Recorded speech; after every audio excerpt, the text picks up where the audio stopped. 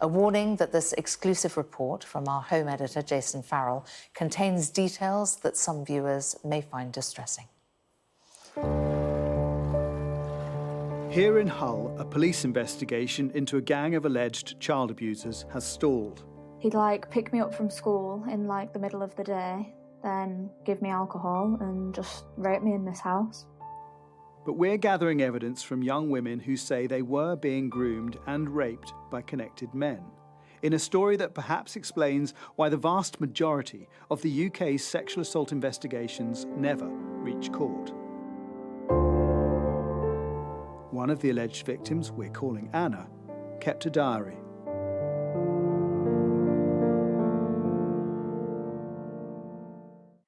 First of November 2018. Physical abuse. Bitten, hit, slapped, dragged by legs. Anna's account of abuse starts with an older boy who she trusted until he turned violent. Rape. I can't write anymore yet. Too fresh.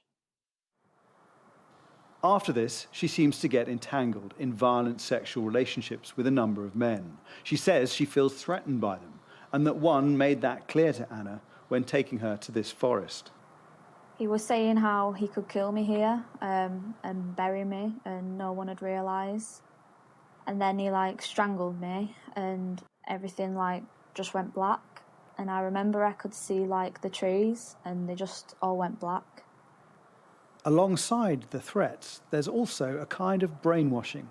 Sometimes Anna thinks the men love her. She seems wired to their control. In her diary, she says she feels like she's living a double life and is controlled like a puppet. You know, a lot of people sort of go, oh, why do girls go back to these guys? Why do they keep going back? Was it purely fear? So, the main thing that was in my head was, if I don't do this, something worse is going to happen. And it's just the whole cycle you're in. It's hard to get out of. You just normalise to it. And no one was offering us help to get us out of it, so you kind of think, well, it can't be that bad if no one's bothered. Jo Wagstaff is a psychotherapist who's worked with victims of these gangs, including Anna. In the beginning, I think there is an element that it feels like they're in a friendship or a relationship. And I think that's where that brainwashing comes in as well, in that actually I've done this for you and I've given you everything. And that would be true. They have done that. So now you need to pay me back. Anna was over 16 when the abuse started, so during the police investigation there was a greater need to prove she was coerced. However, that evidence does seem to exist. Firstly, she took photos of the bruising on her neck and arms, which match injuries she mentions in her diary. What's more, she regularly updated her school's welfare officer, who made her own log on what was happening. 22nd January 2019. Anna had a small red mark on her left cheek. I could see bloodstains on her left knee. She says she knows what they do is harm, but she normalises it. But if she ignores their calls, messages, then there is more harm. Over the course of 18 months, there are 290 logs, mostly referring to concerns about child exploitation. Anna's teacher sees messages saying, "I'll actually kill you, don't ignore me," from a man who's been outside school. That's what the predator will be doing, watching, where they are, what they're doing. Anna provided over 1,000 pages of evidence, which we've shared with former police chief and one of the UK's leading investigators into child exploitation, Jim Gamble. I think, having looked at the information that is there, there is no true consent that I can see. And anyone who just looks at a few of these papers will see that. So consent needs to be freely given. It needs to be a true consent. It doesn't come with strangulation marks, does it? Well, no, it doesn't. It doesn't come with threats to kill your parents. It doesn't come, with threats to be waiting for you outside school. It's clear Anna's school and police had real-time knowledge that she was repeatedly going missing, and there were multiple concerns she was being intimidated and abused, yet they seem unable to stop it. In Anna's diary, her frustration comes off the page, in emotions, in lists of days when she's abused and days when she's reported missing. In graphic accounts of the assaults and amid notes about school homework, there are thoughts like this. Today in science class, I learned every cell in our body is replaced every 7 years. How lovely it is to know one day I will have that a one body day I will have a body you never touched. And I tell you, that's something that I will remember forevermore. It's so powerful. We're almost at the point where we need to declare war on this type of behaviour. We need to say it is a priority. It's not just about exploitation, it is about rape by appointment. It is about brutal individuals who are hurting our children. In our next report, we speak to Humberside Police. They've told us, following arrests and thousands of lines of inquiry, they haven't reached the evidence threshold to take this to court. So far, we've told you about 2 alleged victims, but 3 others have given Sky News supporting testimony, and the alleged victim we speak to next hasn't been interviewed by the police. Jason Farrell, Sky News. Do not fear them. Do not fear any of them.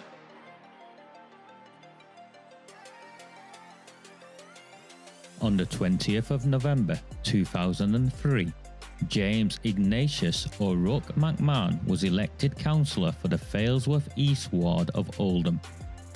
Deeply ambitious, he ruthlessly rose to power, and by 2011, he was already leader of the council. In 2015, exploiting a Labour Party loophole, he became MP for Oldham West and Royton. If only the people of the town knew then what they now know.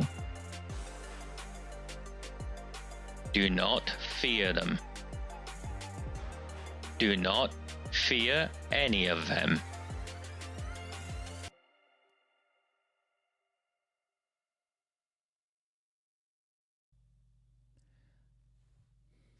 Best turn some lights on, actually.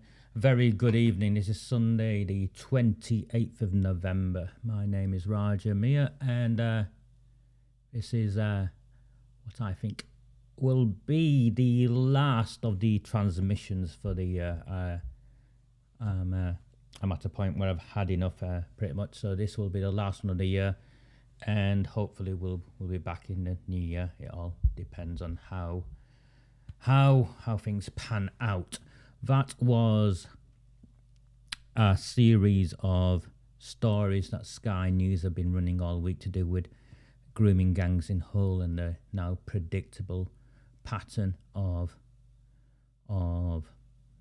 Labour Party run councils, white working class girls, a middle class elite that treat them as trash, and the backdrop of political correctness and the avoidance of the elephant in the room, which you saw yourself, or you heard yourself, in that very heart-wrenching, harrowing interview, I think. Harrowing interview. So, you noticed it, didn't you? Complete whitewashing of who the perpetrators were, why they did what they did, and why the authorities ignored it. And that is essentially what we've been dealing with in this fight in Oldham for the last 3 years or so, since I reluctantly became involved in this. And yes, I am tired, because it's come at great sacrifice to me and my family, and the ongoing abuse and harassment and intimidation I face naturally takes its toll, and that's why we find ourselves where we are.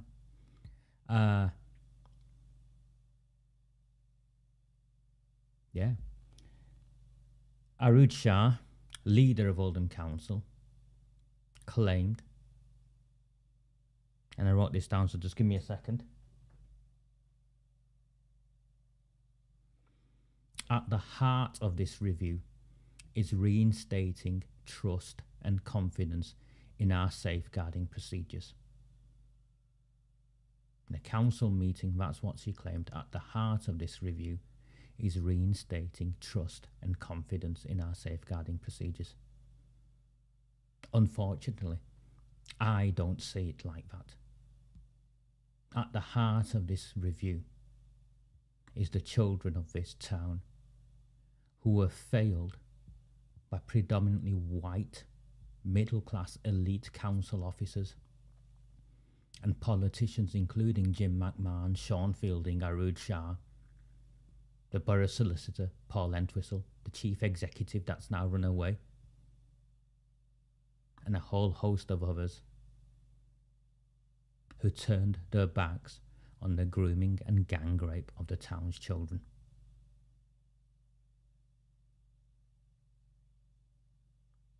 And interestingly, at the meeting, at the mayor's Meet the Mayor event, which I'm afraid was very, very poorly attended. A significant number of those who attended weren't from Oldham, had no connection with Oldham. Many of them were Labour Party activists.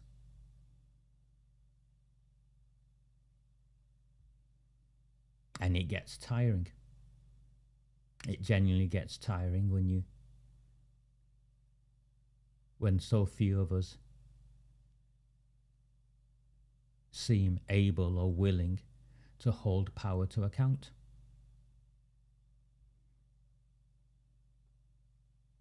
So we ended up in a place where the mayor had to answer a question. Let me bring it up and let me play it, and you hear this out.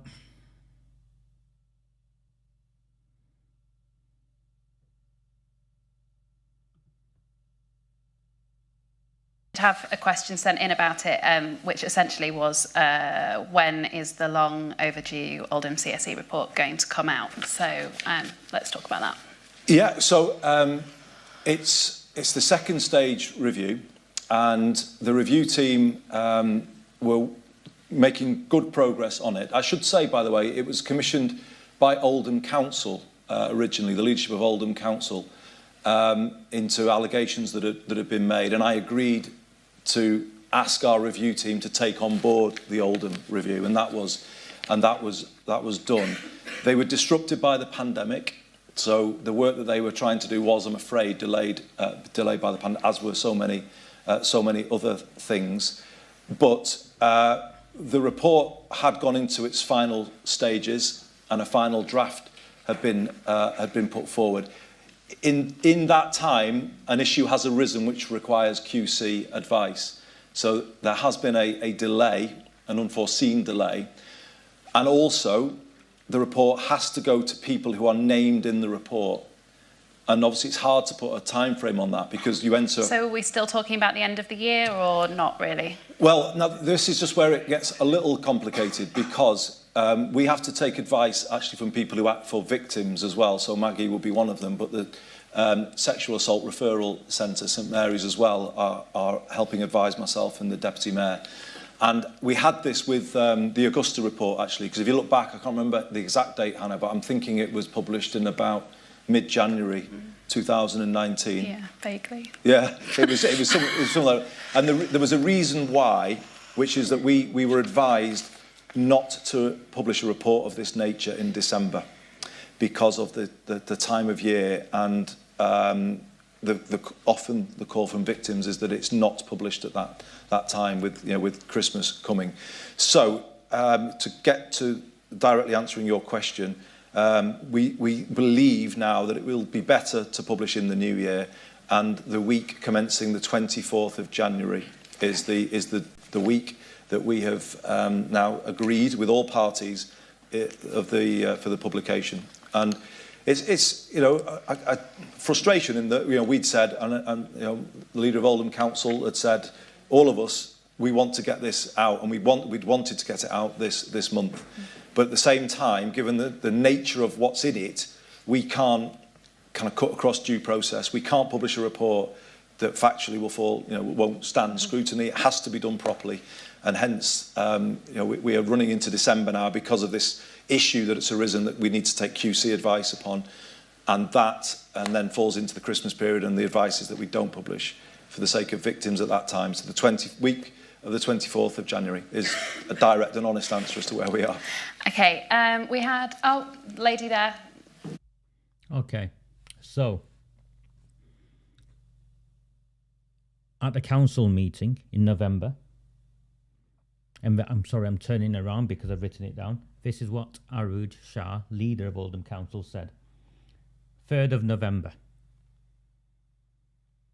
I am assured by Mayor Andy Burnham that the report will be published by the end of the year. What I can promise is that when it is published, we will welcome its findings, reflect on any lessons we can learn from past practice, and aim to make the support we give victims of abuse better. Absolutely nothing in there to say we will hold council officers to account for any failings. We'll push for criminal prosecutions. We'll refer councillors for disciplinary action, call for resignations. Absolutely nothing but passing the buck. Absolutely nothing. No, nothing whatsoever. Also noticed very early on, Andy Burnham distanced himself from the report by saying it's something to do with Oldham, that they added on to something they were doing and bolted on to their stage 2 review. And he made reference to Christmas. Now, last time I knew anything about Christmas, and bear in mind I'm a Muslim, but isn't Christmas like the date fixed? It's not like one of those Eid things I deal with, where if one Pakistani mosque has it on Monday, the Bangladeshi mosque has to have it on Tuesday, and someone else has got to be awkward and have Eid on the Wednesday. Christmas is fixed, isn't it? 21st of December every year. Is that how it works?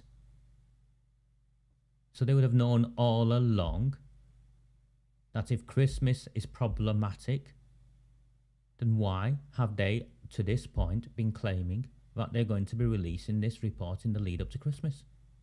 It's a problem with liars. They get caught out. They repeatedly get caught out. Liars. That's what liars do. My question originally.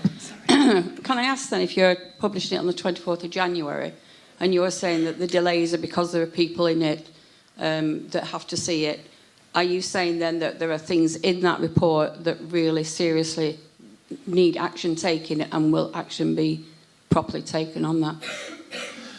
So, obviously, I mean, I can't go into the details of what the report says, but when I commissioned it, the review team are the most highly regarded in the country. So there's no kind of sense here that they come in and they do a job that, it's been a really challenging process. And actually, I think they've come up against, at times, delays that were frustration for me and the Deputy Mayor, that they shouldn't have done. And that, as I said, that has flushed issues out as we've gone through this process. But okay. Sorry, just bringing myself back up there. First of all, in his initial response to the reporter, he talked about the delay being as a consequence of COVID. Yeah, the pandemic. He focused on that. Now he's saying that the review team has flushed out issues. He's not being honest. He simply isn't being honest. there are individuals named, and those individuals need to be contacted. So there are individuals named, and individuals need to be contacted. How long does it take to contact them? Even on the 3rd of November, we're given assurances that will be published before the end of the year. Why have you not contacted the individuals named in the report? Because that's due process. Any public inquiry, we're running to the same standards as would be a public inquiry. That's another lie. He's not running to the same standards as would be a public inquiry, Because if he was running to the same standards as would be a public inquiry, then the witness statements would be recorded. There would be recordings of the witness statements, not selective handwritten notes taken by Newsman and Ridgway and his team. The witness statements would be recorded. And I have confirmation that the witness statements were not recorded, which is why he's having problems. Where letters, people have to be given a chance to answer what's in the draft. But this process will be completed. So he's waiting for people who have got questions to answer in the draft. Would that include Jim McMahon, the MP for Oldham, who helped hide news of grooming gangs operating out of shisha bars? If you believe him in one of his most recent rants about me, one of the articles that they managed to censor on Medium was when I information dumped a whole dossier of email correspondence between MPs, senior police officers, senior police officers, MPs, and McMahon whilst he was the leader of the council, and Fitzpatrick at the BBC. And they claimed it was false. Well, now clearly it's not false.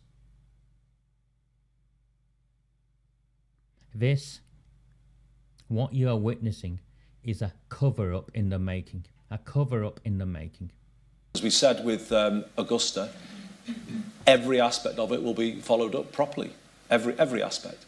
And actually, if you look at what happened there, the original allegations against individuals concerned with the treatment of Victoria Byrne, which was the original situation, the cases were reopened, and there was a whole huge review team was set up in GMP that is now looking concurrently at all of these issues and going back historically as well. So nothing will be ignored, nothing at all. Nothing will be ignored, nothing at all. The police officers, frontline police officers, were instructed to ignore the grooming and gang rape of white working class children. That's what Operation Augusta identified. Not a single person has been held to account for that decision. Furthermore, Manchester City Council, nothing at all like Oldham Council actually, a very robust, efficient, effective council, has claimed they lost the minutes to the meetings where these decisions were made. No one bats an eyelid. Liars, the lot of them. Cover-up merchants, the lot of them. I think that people in Oldham are concerned about going forward to ask you to include Oldham in your, when you were looking at it, was the limited years that they didn't go far enough or far back enough to include well-known historic incidences that wouldn't have been picked up? Well, obviously, I mean, we received the request and we agreed to it, and we've not had any. Well, I don't think we've had that from the review team, though. They okay. Have, as I say, they are. First of all, he's claiming he doesn't know anything about the content. You've heard all of that. And now he's defending the content by saying the review team haven't said there's been any, it's not come from the review team. There's been no need to go back beyond the time-restricted dates that they had.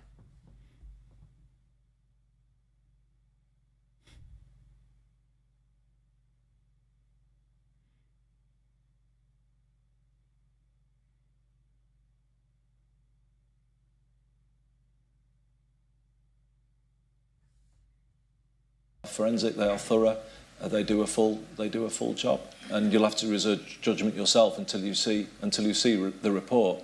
But the fact that we've done it and are doing it with the seriousness that we are doing it, and we did with Manchester, and bear in mind, people like to kind of sometimes maybe suggest that none of this is easy for anybody, but we're doing it and we're following it through. And that's the culture change I was talking about before. I'm serious about it, you know. How has it been going on for so many years then? Why has it got to this stage? It's been going on for many years. The review. The grooming gangs. They've been going on for years. Well, that's why, you know, obviously we've commissioned the review, but it's not just that there's a review going on that's like a paper exercise. The force is set up. I've been terrible. Correct me if I get the numbers wrong, but or Deputy Mayor's here as well.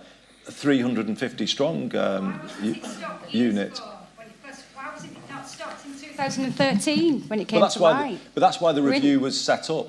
If you let me answer the question, that's why the review was set up. Maggie Oliver. But it's still going on.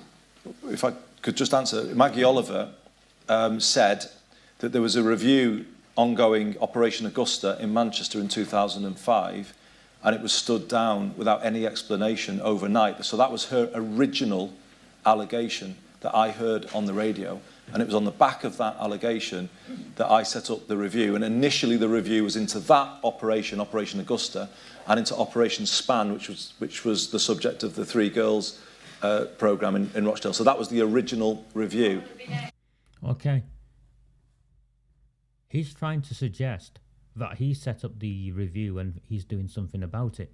The reviews that have took place into the grooming and gang rape of children in every town across this country have been forced upon corrupt politicians and corrupt councils who have been complicit in the cover-up of the grooming and gang rape of our children. They've not done it willingly. He admitted it himself. He made reference to a BBC TV show, documentary or whatever, you know, I don't know what the right phrase is. But the BBC had to run a programme on it before Andy Burnham was forced to, and that's because it went nationwide.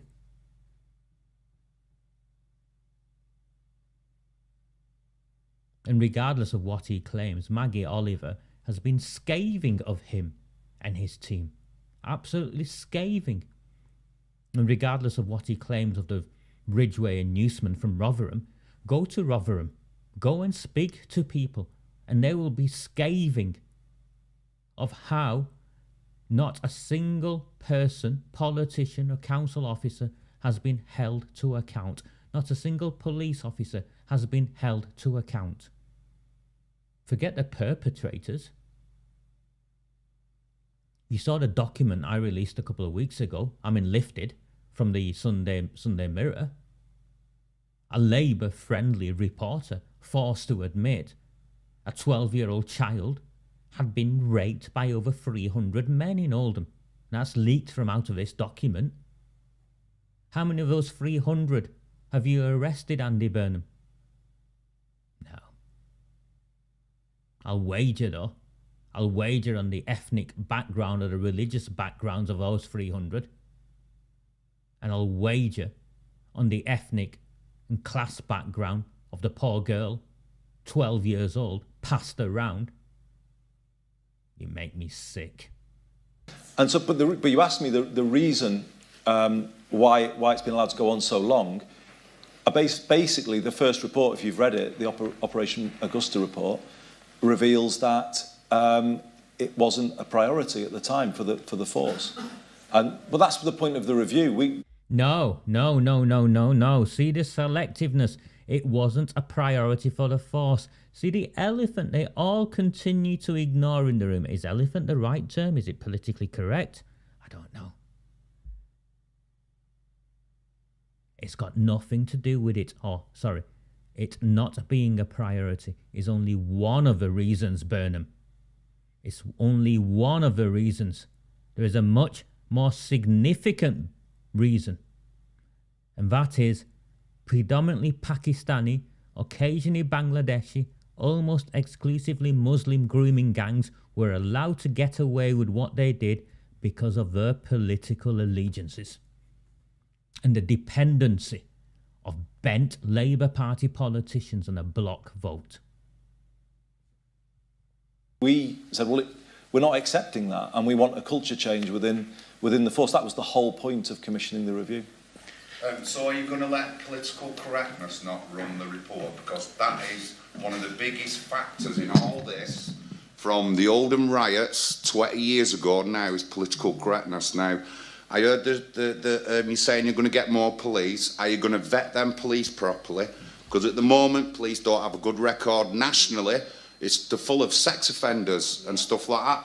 PC Rigby, PC O'Connell assaulted a woman in Manchester. I'll accept police, but they've got to be vetted properly. They've got to be right for the job. That's got to be the priority. And nationally, that's coming out in the papers that the police have failed. But political correctness it affects a lot of the inquiries that we've had, not just here in Oldham, Manchester, Rotherham, Bradford. Are you going to take that out of the equation? If you take that out of the equation, we'll get a good inquiry. But if that's in the equation, then the inquiry is no good. Okay.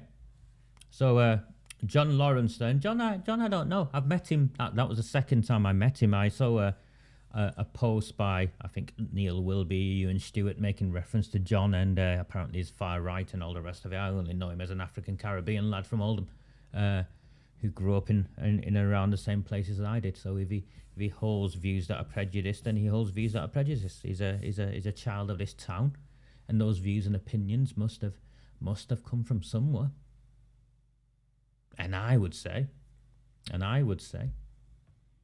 that when you look around you and you see the systematic cover-up of the grooming and gang rape of working class white girls by predominantly Muslim Labour Party voters from the Pakistani and Bangladeshi communities. I'm not excusing it, but as sure as I'll understand it.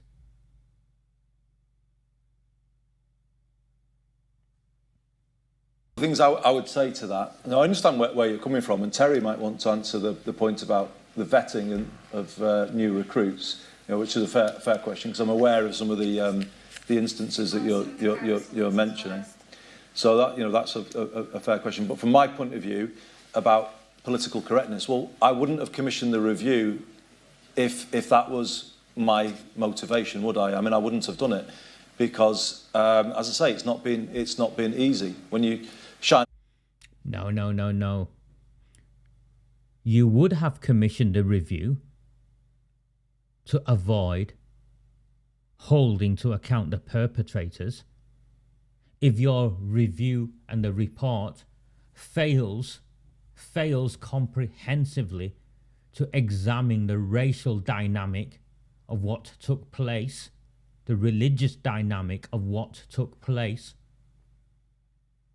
and whitewashes the ethnicity and religion of the perpetrators out of the report.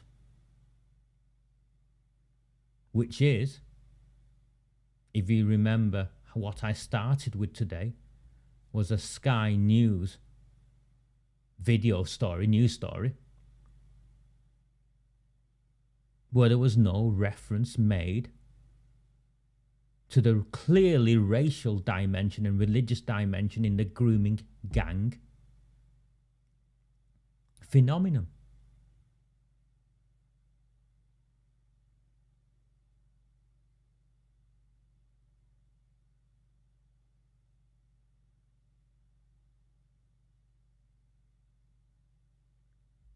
Which is why, because of my position here and my ability to articulate what I can in the way I can, is one of the reasons why we've come this far.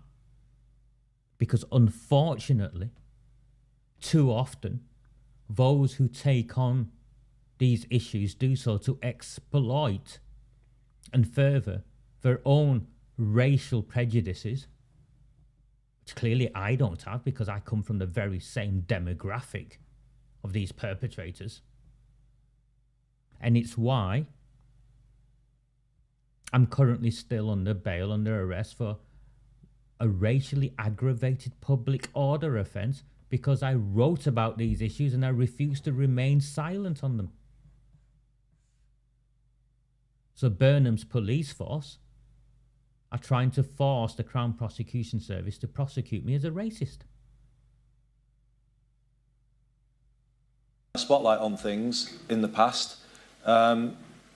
It's never easy, and there are people who'd rather that didn't happen. But I've never done that in my political career. I reopened Hillsborough for the same reason, because I'm a Liverpool fan, as many of you know. And what he's admitting is he reopened Hillsborough after we all turned our backs on him when he turned up to some, he turned up to a football stadium and we all turned our backs on him. He forgets that bit. I don't believe. And the scratching of the ear?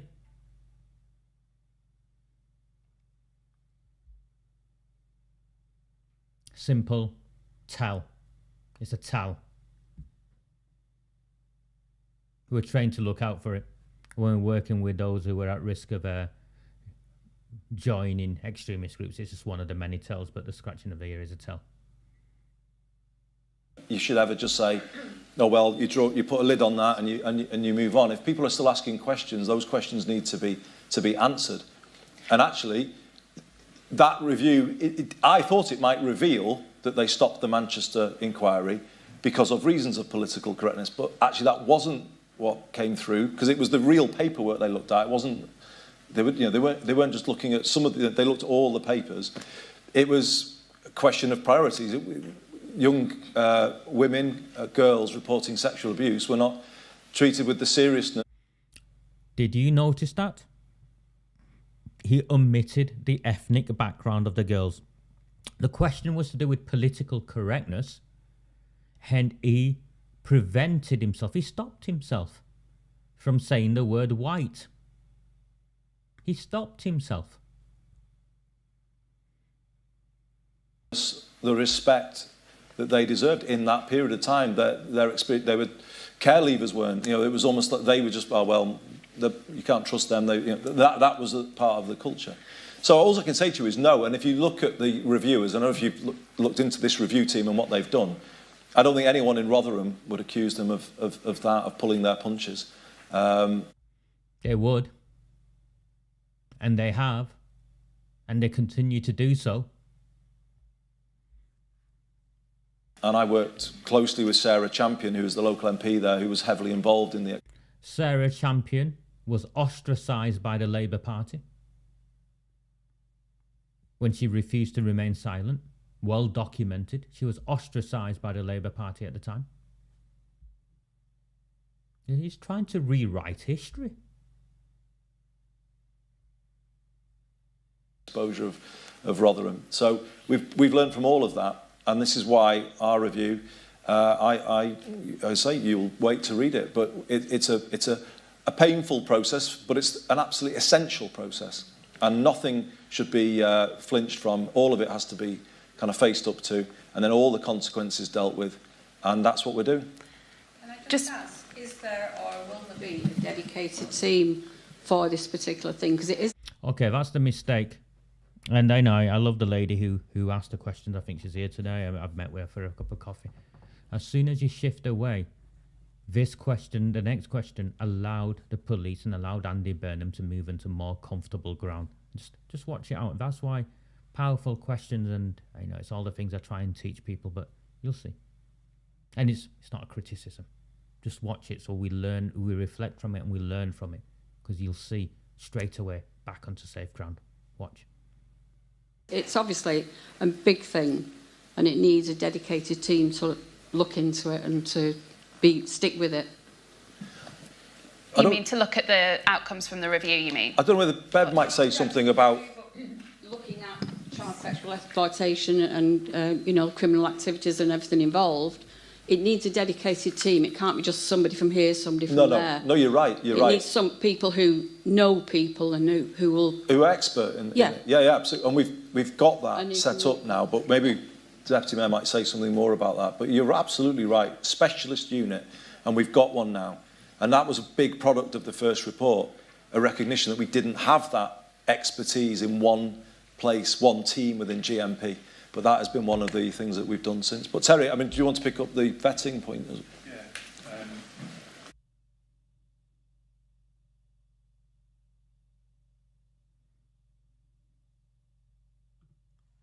Sorry. You can see there, he's introducing the police officer there in to pick up on something. You let him off the hook.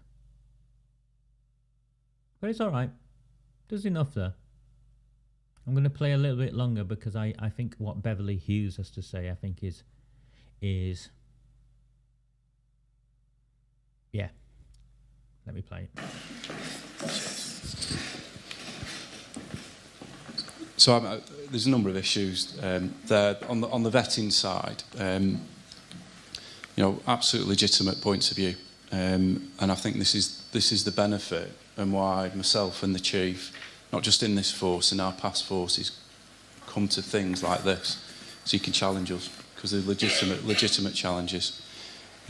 Now, as part of the reinvigoration and review of GMP that we're currently doing, one aspect is vetting. So vetting directly reports into me as the deputy.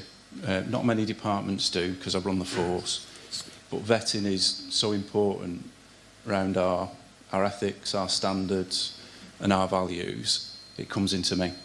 And as part of the reviews that we're doing, I've already increased the number of people, well, I say number of people, we've increased the number of jobs we're recruiting, so that we have a bolstered vetting unit. And, one of those reasons is what I've said before, through local money, national money, we are going to be increasing the numbers in GMP significantly.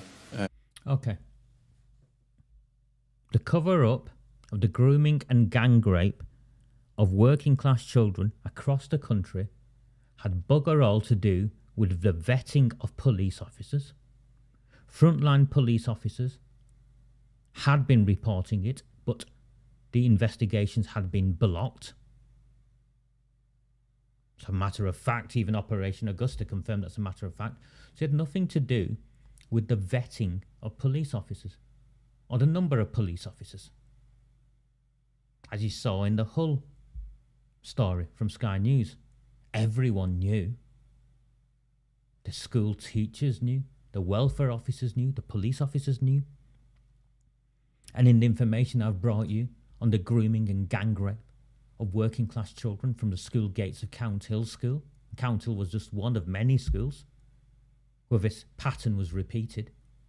The teachers knew, the police knew, the welfare officers knew, social services, everyone knew.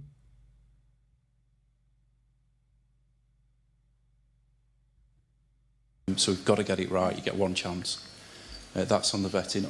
On just touching on the CSE teams and pass over to yourself, Bev. Again, you're speaking to a guy that set the CSE team up in Blackpool a number of years ago. So I've got a history in relation to what I think is one of the most important areas of not just policing but life and society. Absolutely, CSE is one of the core priorities, and myself and the chief have been really clear on that already. Along with violence against women, some very, very important issues at the minute in society that we're absolutely zoning in on. But we already have, through various funding mechanisms, particularly the Deputy Mayor and the Mayor, we already have now in place, prior to us coming, established CSE team. What we need to do is look at what happens in districts, and because actually a lot of this comes from neighbourhoods, and neighbourhood policing. And I go back to my absolute nonsense. Again, he's trying to suggest that neighbourhood policing is how the intelligence is gathered, and that moving away from neighbourhood policing has allowed this to happen. They knew. They were told. This isn't through a lack of information. What they did isn't through a lack of intelligence. It is because in a town like Oldham, politicians like Debbie Abrahams MP, Jim McMahon MP, Sean Fielding, Arooj Shah, all of them, for the Labour Party to remain in power, they rely on a cartel-controlled Asian Muslim, when I say Asian, Pakistani and Bangladeshi bloc vote. And so they will take whatever action they need to to protect that community, or how, as they consider protecting that community, even though there is not a single person of my background or my faith who agrees with what has taken place, and every one of us has wanted it stopped. So these people, the impact of the decisions of these people have actually increased racial division. Powerful white politicians reliant on a cartel-controlled bloc vote. And if that explanation does not hold any credibility, then I'm looking forward to Jim McMahon, Andy Burnham, Debbie Abrahams, Angela Rayner, Arooj Shah, giving the people of my town an explanation that they believe rationalizes why the children in our town were systematically groomed and gang raped by predominantly Pakistani paedophile gangs, and they ignored it and allowed it to happen just as it took place in towns and cities across this country.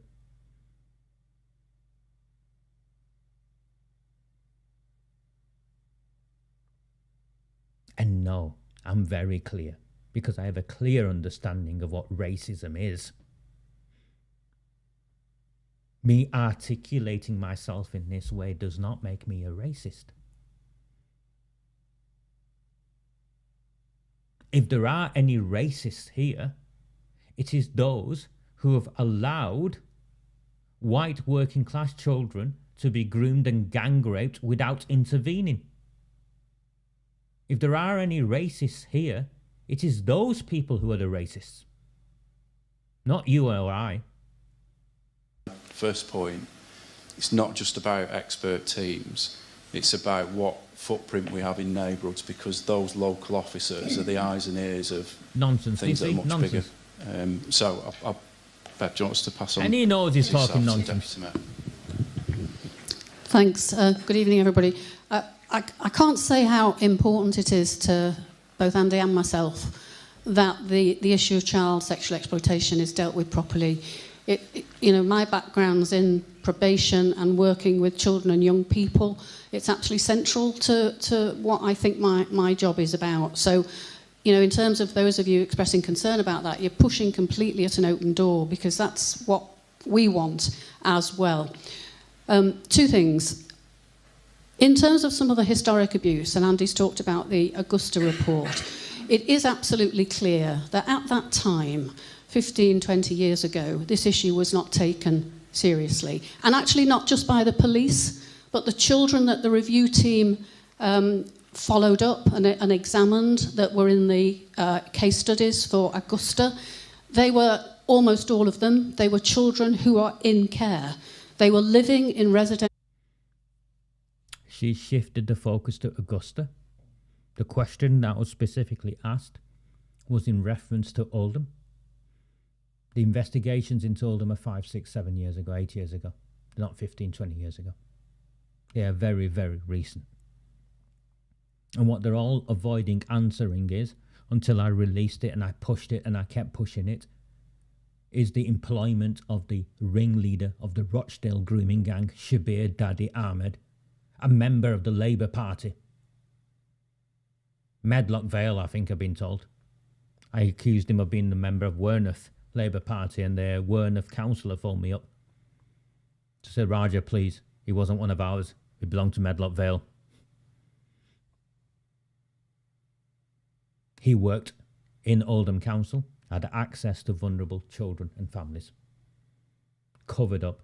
In the same way they covered up that Councillor Rod Blythe, 20-year plus councillor, sat on governing bodies of schools, youth groups, privileged access to children in this town for over a decade, 2 decades, was convicted of child sex exploitation offences, and all of them kept it hidden.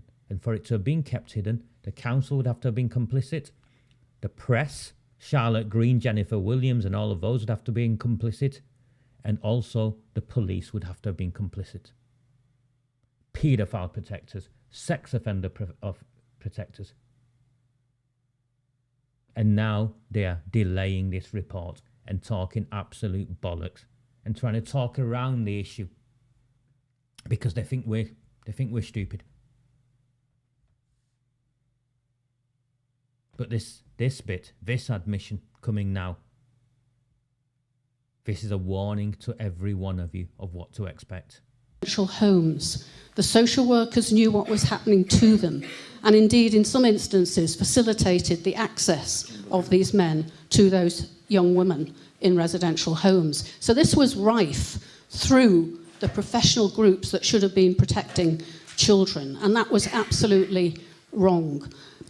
So where are we now? In terms of cases that arise now, I'm not going to say that everything is perfect, because it does come down in the first instance, when a report is made, it'll come down to one of the neighbourhood police officers going out to do that initial investigation. And not all of those police officers are experts in this very difficult area. So I'm very conscious, and I do know of cases that have come to me where we haven't got those first steps right. But to try and address that in cases coming through now, as Terry said, we funded a specialist team. It's 150 strong. It's on the back of the Augusta report, because we established a special operation called Green Jacket on that to follow through those cases, because it was clear it wasn't just the cases in the study that had been failed, it was other children as well. So we've established this team, and that team will deal with the most difficult cases, and it will also oversee the work that's done on the districts in similar cases. But we are still getting a large number of historic cases coming through, and they have to be investigated. At any one time, we have across Greater Manchester, I'm really sorry to say, hundreds of these investigations. Absolutely hundreds. And that is the extent. This is another epidemic, actually, in terms of the abuse of our children. And that is what the police are up against. We now, however, have a multi-agency approach. It's not just the police, it's the... She admits to an epidemic. She admits, and it's her words, not mine, she admits to an epidemic.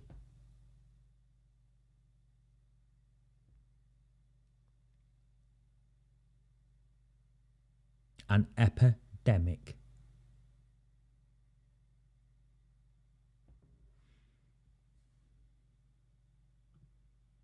And remember, when I brought it to your attention, I was accused of being a liar, a race baiter, someone interested in causing division in this town. They sent the police after me. They sent the mobsters after me. Labour Party politicians sent their friends in the press after me.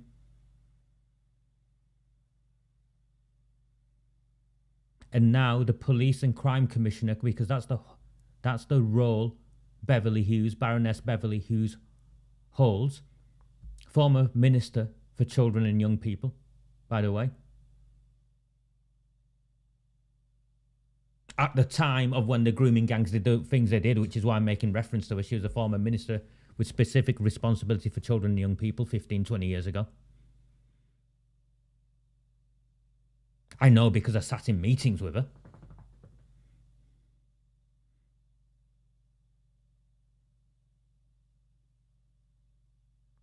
Admitting to an epidemic in the grooming and gang rape of our children, but still refusing to acknowledge the racial dimension in this, both in terms of the perpetrators and the victims. When that is one of the key issues that underpin all of the dynamics in this. And these powerful white Labour Party politicians are refusing to even make reference to it.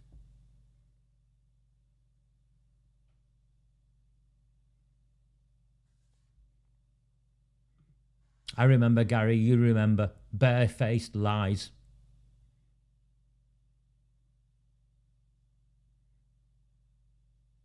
Barefaced lies, they called it.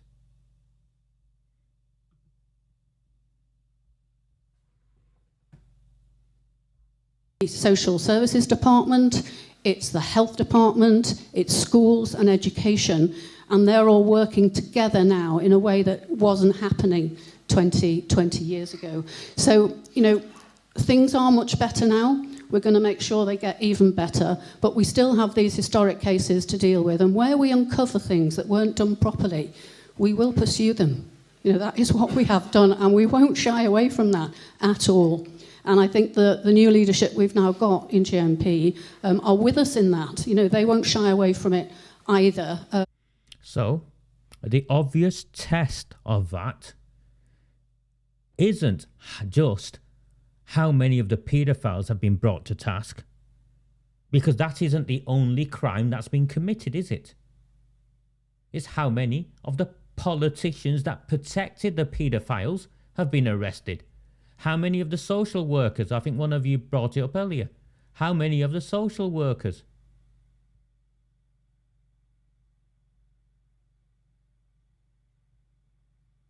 How many of the social workers? How many of the school teachers? Jim McMahon has been ranting and ranting like mad for several years now, where he's fabricated my failing in some child protection issue, and this is one of the most powerful men in the country, repeatedly going on about it, when he has no evidence of that whatsoever, and I haven't done anything. I know I haven't done anything.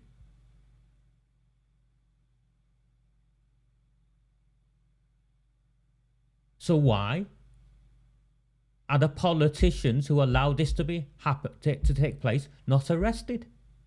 Why are the police officers who ordered frontline police officers to ignore the Pakistani and Bangladeshi paedophiles not arrested?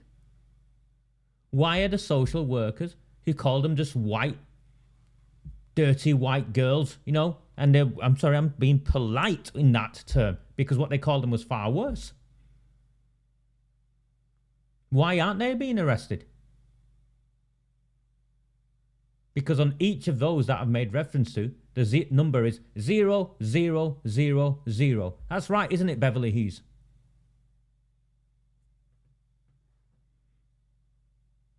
And that's exactly what it is, Denise. It's because they are protecting the Labour Party bloc vote.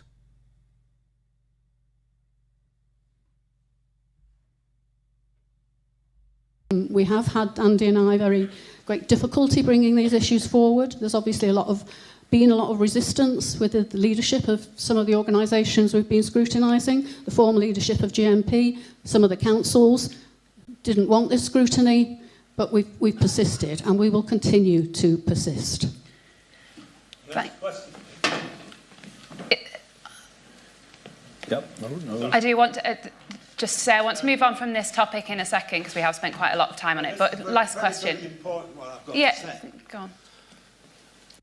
So that's Charles having a go about he reported something and it hasn't been dealt with.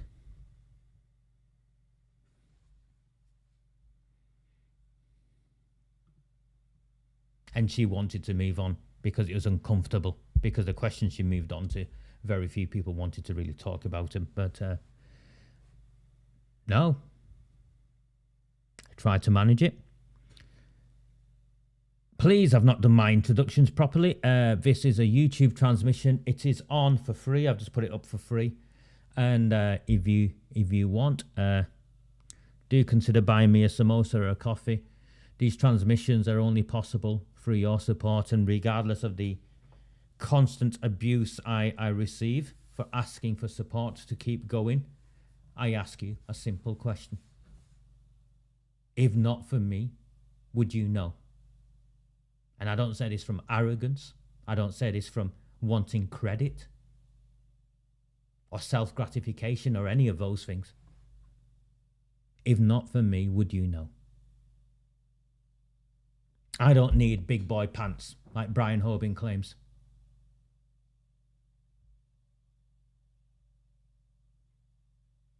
And I'm not in the business of talking bollocks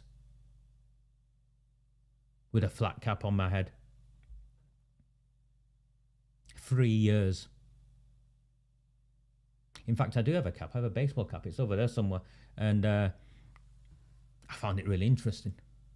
The MP for Oldham claims I'm selling baseball caps as merchandise. Baseball caps as merchandise. A friend of mine phoned me up. Raj, where do I get all of these baseball caps? Would you hear that? He goes, oh, Jim McMahon's put it up on his Facebook page. You're selling baseball caps. I'd like a baseball cap. I can't find one. So that's because I'm not selling them. I had a couple mate knocked up as samples, and I've got a couple in my house, so you're more than welcome to one if you want one, mate, but I'm not selling them. But I'm glad he's taken a keen interest in what type of hat I wear when I go out. What a absolute muppet.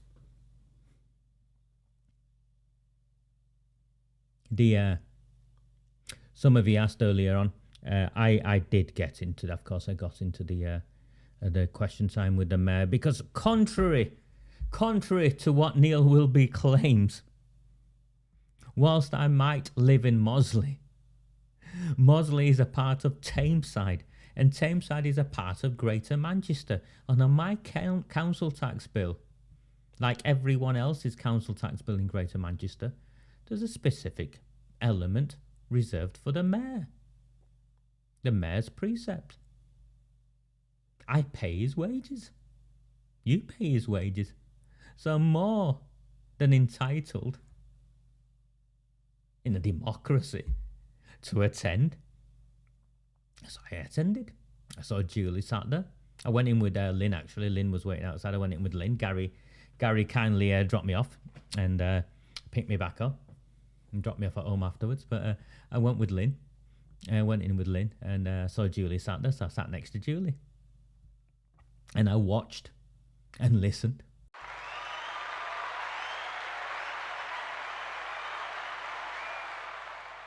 I watched and listened. And then I came home via my nephew's house. Gary dropped me off, or went round because my cousin had cooked for me. So I had to pick some food up. Came home, ate my dinner, and went to bed. And then laughed my head off.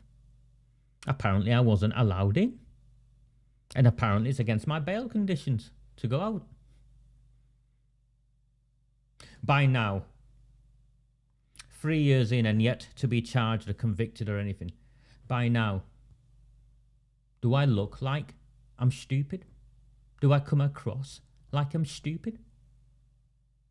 Is there a reason, perhaps, do you think, why so many of these people have lined up against me, attempting to censor, silence me?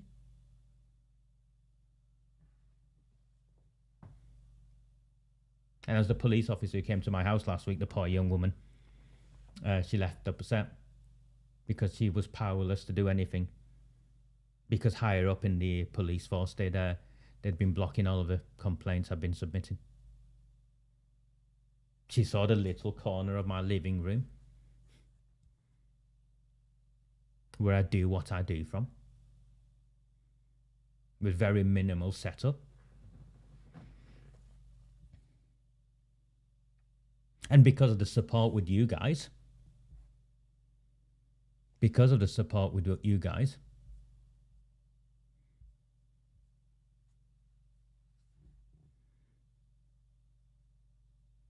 have brought this town to the brink of transformation.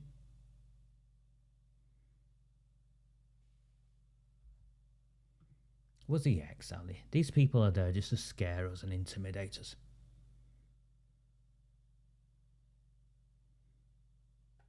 Just here to scare us and intimidate us. Gary, I've got one that'll fit you. Come and take it, mate. Come and pick it up tomorrow. There's one that'll fit you perfectly, I think.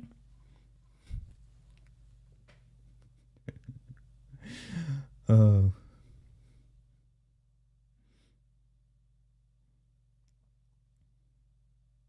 The grooming gang report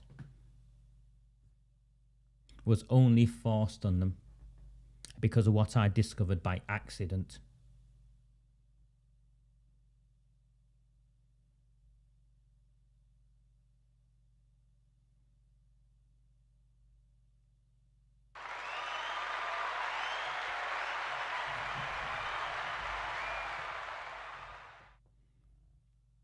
Let me bring up something. Just give me 1 second, because I think it's useful going through just a sequence of newspaper articles. I'm not going to read them to you, but I'm just going to systematically just go through them in the way I did. Just give me 1 second.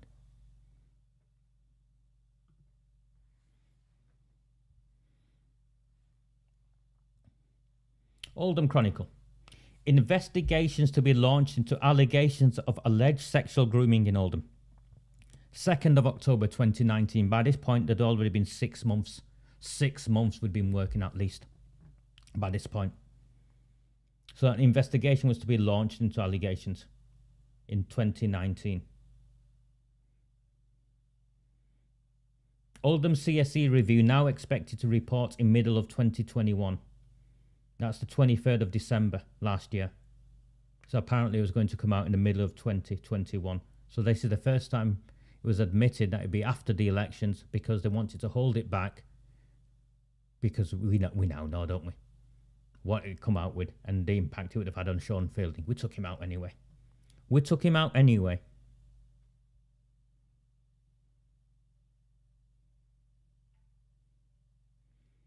21st of July 2021, so the middle of 2021. Here's the gangster's mole, Arooj Shah, who, by the way, wasn't happy with me at the mayor's event, which I'll talk to you about in a second. Long-awaited CSE report may not be published until 2 years after it was commissioned.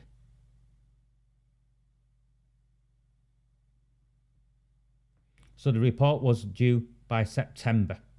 That's gone. The September gone.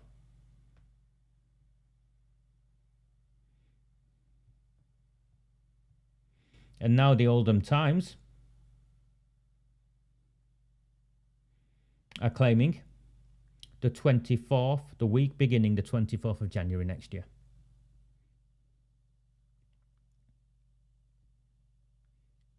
Delayed in large part due to the pandemic. That's a blatant lie. Every one of you have worked during the pandemic. I know witnesses who gave testimony via video links and stuff, or scheduled to give via video links. So it's a complete lie, pandemic. Mr. Burnham said, we'd wanted to get it out this month, but at the same time, given the nature of what's in it, we can't cut across due process. So there's an admittance there. There's an admittance there of what's in it. The mayor explained that victims specifically asked for such reports to not be released in December as it is in the run-up to Christmas. Well, if that was the case, why did Arooj Shah, the leader of Oldham Council, on the 3rd of November, give assurances that it would be released before Christmas? Yeah, see?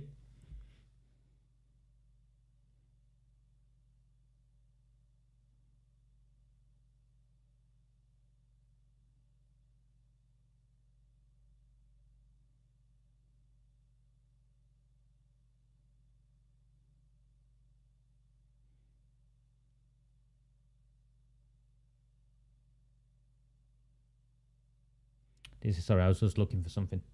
We can't publish a report that factually won't stand scrutiny. We can't publish a report that factually won't stand scrutiny, says Andy Burnham, the Greater Manchester Mayor. So that sentence on its own leads me to believe that someone tried to produce and publish a report that factually won't hold up to scrutiny. Someone has already tried to push for a report that's a cover-up. Why else make that statement? We can't publish a report that factually won't stand scrutiny. Is that not a given? The simple fact that you're having to state that, to me, based upon what Andy Burnham and Beverly Hughes said towards the end, of how people have pushed back against them, including agencies, that means the agencies involved, the police, the council, have already tried. Already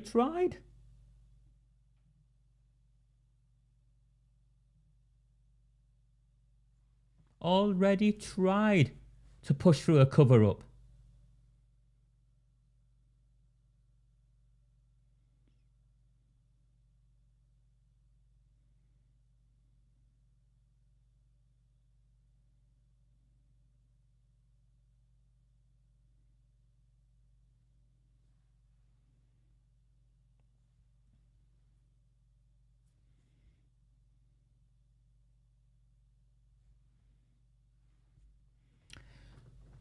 I've got 312 people who are viewing on my screen. Not bad for the last of the Recusant 9 transmissions for the year.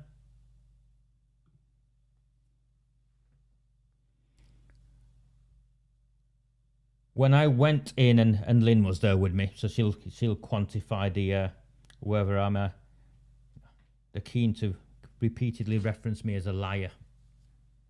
Yet they've never been able to quantify a single lie I've ever told.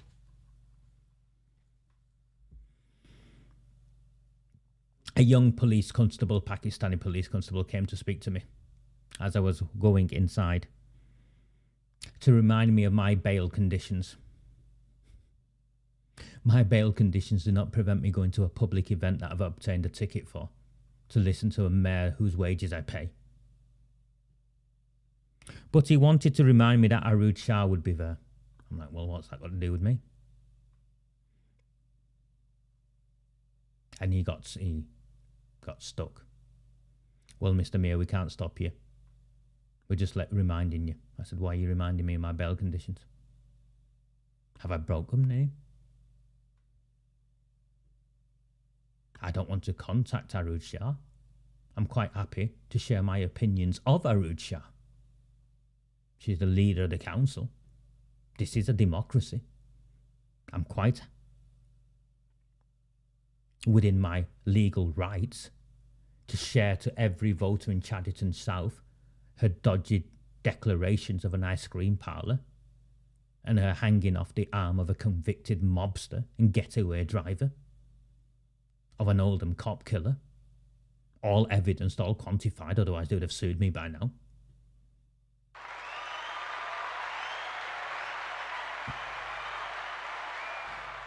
So the police officer moved out of the way and I went and sat down, and a very, very fuming, angry Arooj Shah came in and sat in the room. Clearly there'd been attempts to block me.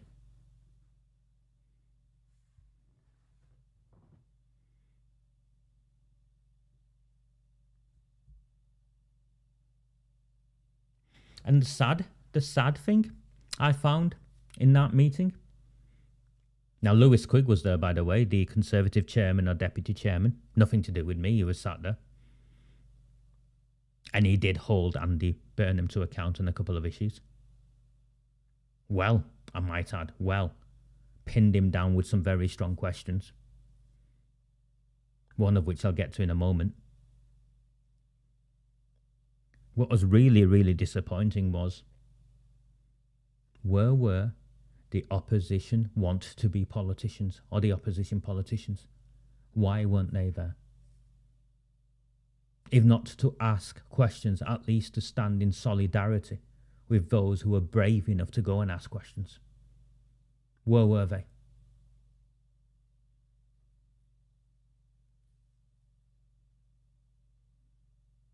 She didn't, did she, Lynn?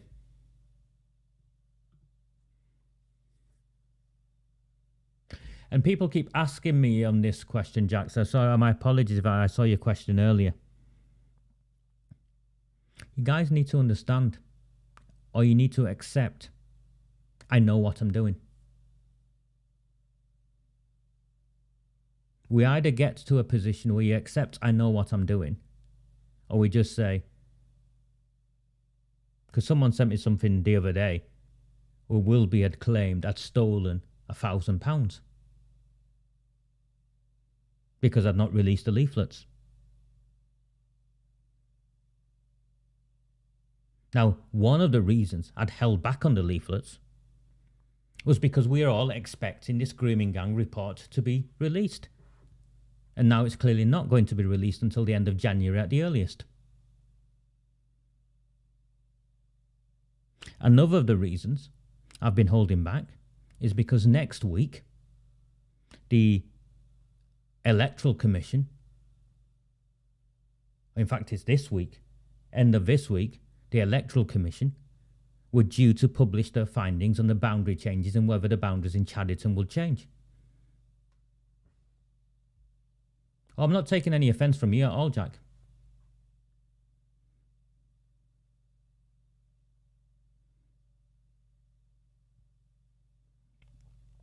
And then, Unfortunately, I have also had conversations with people who are reluctant to, and rightly, quite rightly, I'm not criticising them, reluctant to deliver the leaflets with me. And that's completely fine. I understand that. I understand people are scared. I understand, a heroin dealer is front and centre. A convicted heroin dealer is front and centre in the defence of Arooj Shah, alongside. And apparently he doesn't like the term malicious blogger, but it's not the term I use. It's a term used in the press from a report from the police ombudsman or something, where he's described as a malicious blogger. It's not me. We know what he'll do. He'll take your photograph. He'll take your photograph of where you work, where you live, and publicise it. So I understand the anxiety.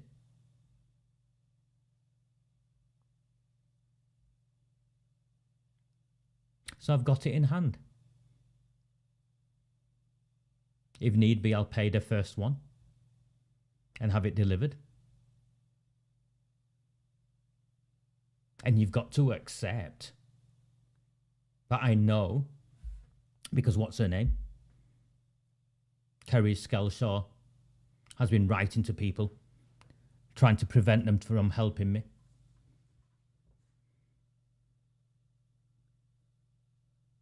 She sent me an email, actually.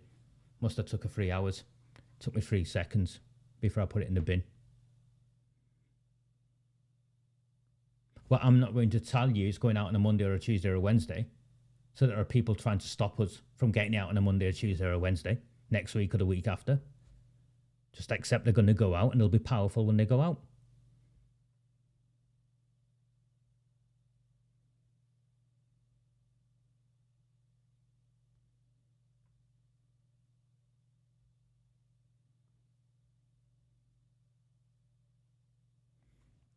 So, the leaflets are in hand.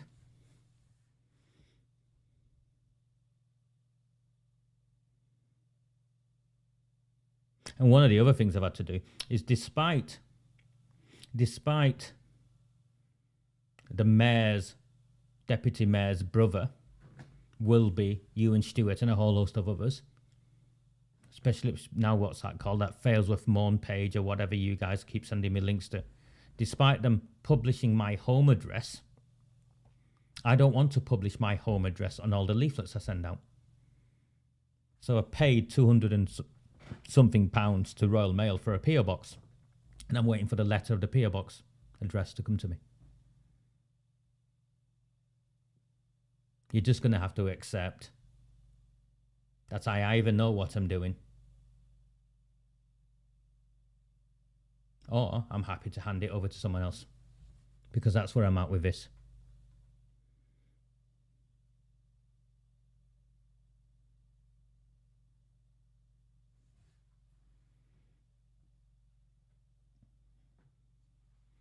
Let me just get a refill, and then we'll get through the some of the other bits today. So just give me a few minutes.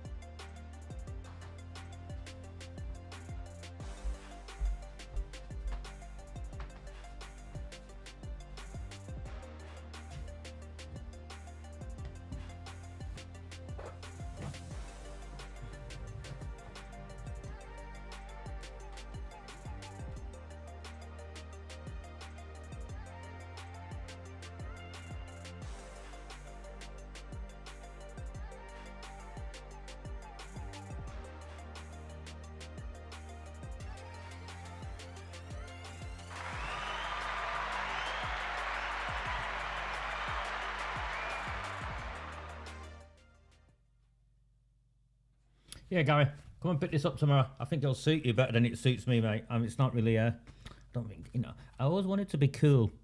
And in terms of, I thought I could wear hats, but no, they don't suit me. But yeah, come and get this, mate. Come and pick it up tomorrow and have a brew. All right.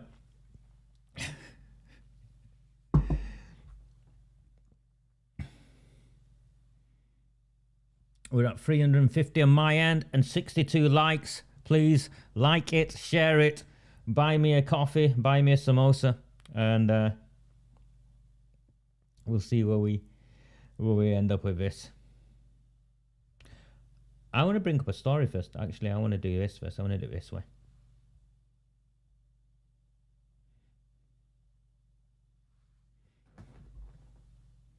Many of you know I share with you. In fact, I had a goddaughter staying with me for a week last week or the week before.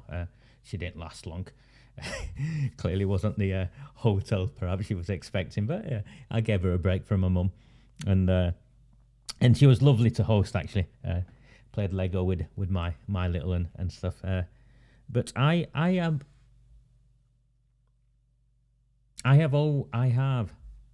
since I started revisiting all of these spaces,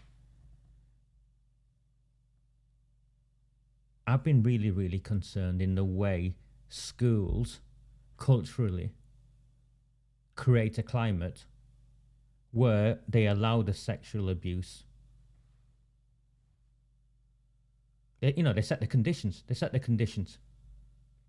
And one of the ways in which they set the conditions is by ignoring misogyny and ignoring sexual abuse and sexual assault towards teenage girls from boys in the school.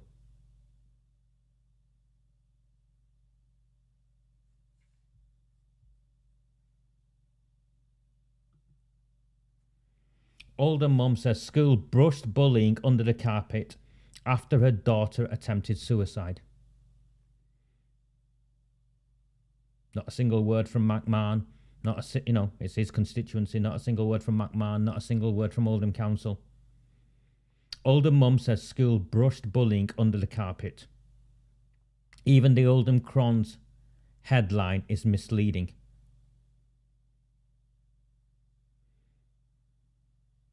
Radcliffe School. Radcliffe School.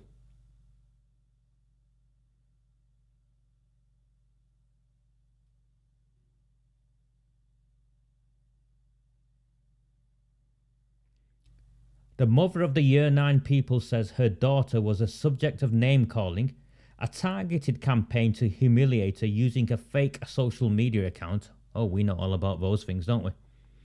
And was sexually accosted by a male student on 3 occasions. Not 1, not 2, but 3 occasions. Following the first allegation of sexual assault, the alleged perpetrator was removed from the school for just 5 days. So the police weren't called in. Sexual assault on a 13-year-old child in a school, Radcliffe School. Where are social services? Where is Oldham Council's safeguarding unit?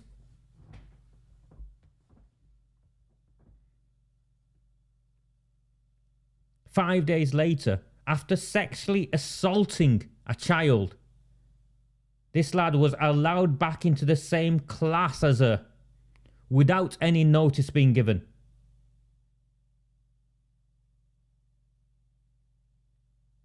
The child suffered from severe anxiety. Well, that's understandable.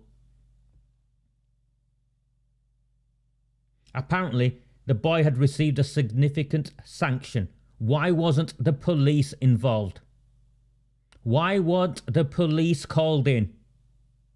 Sexual assault.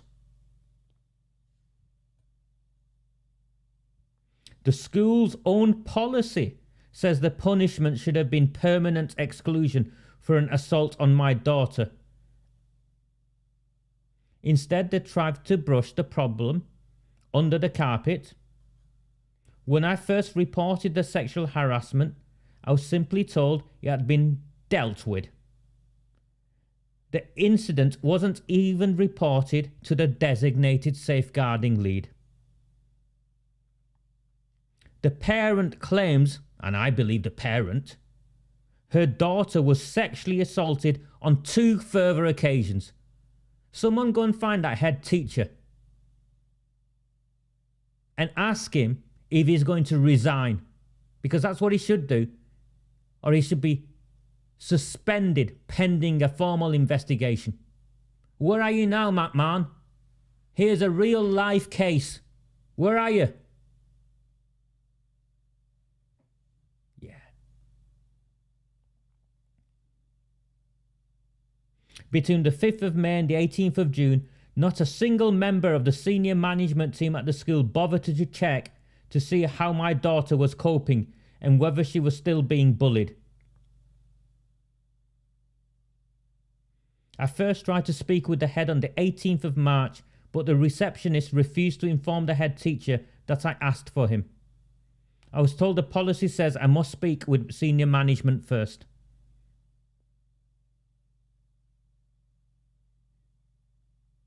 Her daughter tried to overdose on painkillers and was rushed to hospital. Her daughter tried to kill herself because the head teacher at Radcliffe School refused to call in the police, suspend and exclude a young man in that school that had sexually assaulted a child 3 times. And the child tried to kill herself. Where is, forget the outrage, where is the accountability? Where is the accountability?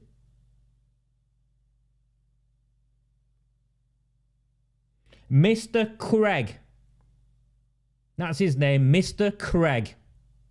Radcliffe School's head teacher, Mr. Craig. Do you have any children, Mr. Craig? Do you have any daughters of your own?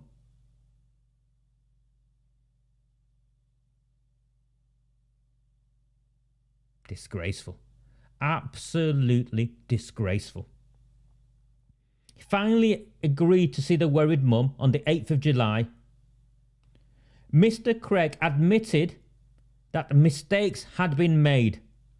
The allegations of sexual harassment should have been passed to the DSL and dealt with according to policy and procedure. So he admitted his faults led to the attempted suicide of a child. Why is that scumbag still in a job?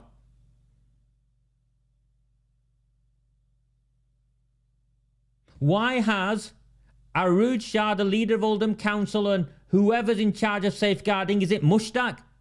It's that numpty Mushtaq, isn't it? Where is the statement from them? Where is the statement from the £120,000 a year council officer who's in charge of children? A child in our town tried to kill herself because she was repeatedly sexually assaulted in school, and the school put her back in a classroom with her perpetrator.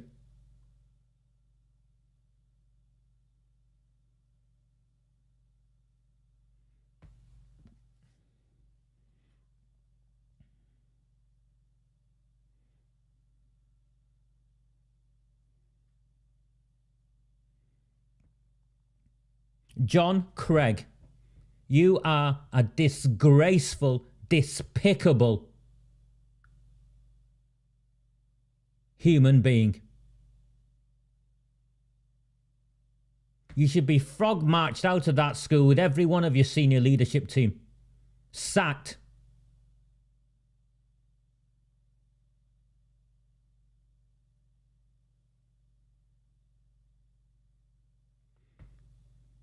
And this is what they get away with it. It's always the same. I bet I know. It'd be working class kids. It'd be a working class girl. And the middle class fake liberal elite. They treat our children as trash. This is what he had to say. As a school, we have been working closely with the family to understand and investigate their concerns. Whilst we cannot comment or share details about some of the identified issues due to safeguarding confidentiality, We'd like to reassure the parent involved that her concerns have been listened to, understood, and have gone through a robust complaints procedure, resulting in a discussion with our governors. Bollocks!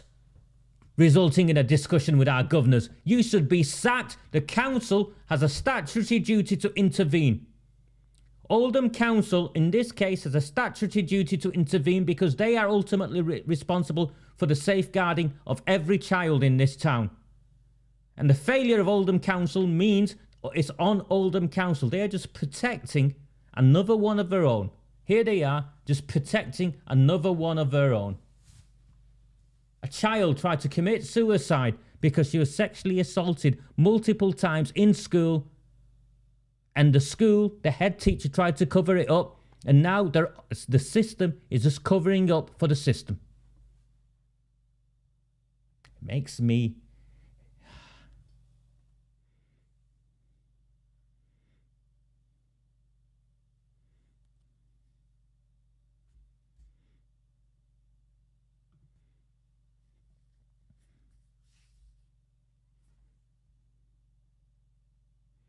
And this is why this disgusts me.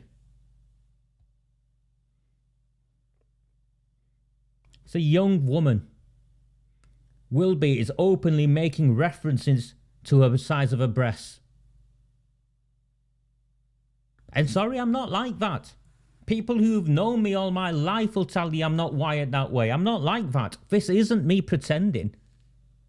I'm simply not wired that way. So why is WILBY doing this?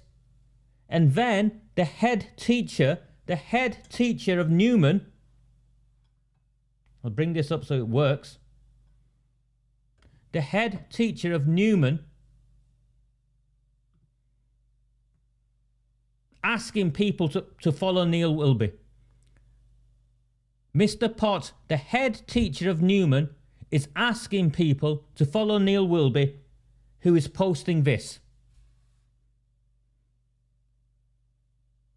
Oh, look, another white man, privileged man, Mr. Potts. Looks a lot like Mr. whatever his name was, Craig at Radcliffe. This is a cultural problem in our schools. This is a cultural problem in our schools.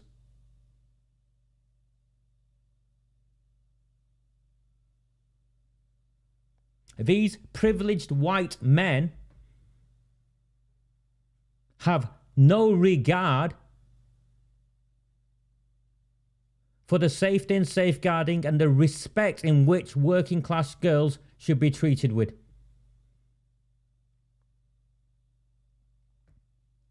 I bet they take allegations of racism far more seriously.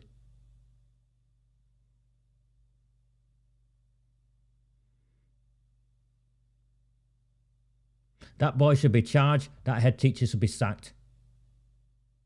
In fact, 2 head teachers should be sacked. The Radcliffe head teacher and the Newman head teacher. They should both be sacked. One endorsing a blog who puts pictures up of young women, drawing attention to their breasts. How can you endorse that man? And then what you've got is a Mr. Craig who's complicit in the cover-up of sexual abuse that led to a child trying to kill herself.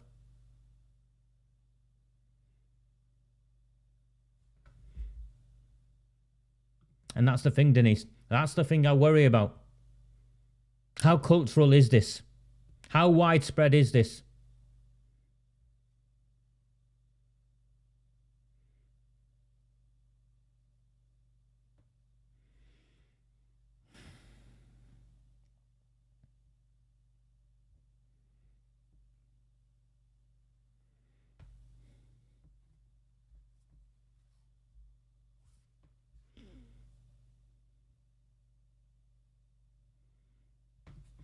Let's get through some of this.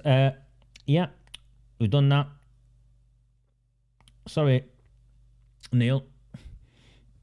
I'm afraid you'll find that regardless of whatever you're qualified to do, Raja Mia can attend, and I am allowed at night, as you found out afterwards. But yeah, please do keep buying me coffees but samosas. And sucking in all those lies, Fascination with me, yeah. Here I was. That's where I sat. This is a fake account is an admin on Failsworth Moan. And apparently, put aside the house arrest bit,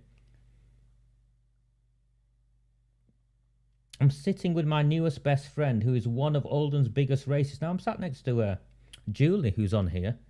Sorry, Julie, I didn't realise you were one of Oldham's biggest racists and want to ban all kosher and halal meat in the UK. Isn't Mr. Mayor Muslim? Do you see the referencing? Now, if they're on about John Lawrence, who was sat further along, and I think it's important that I share this with you.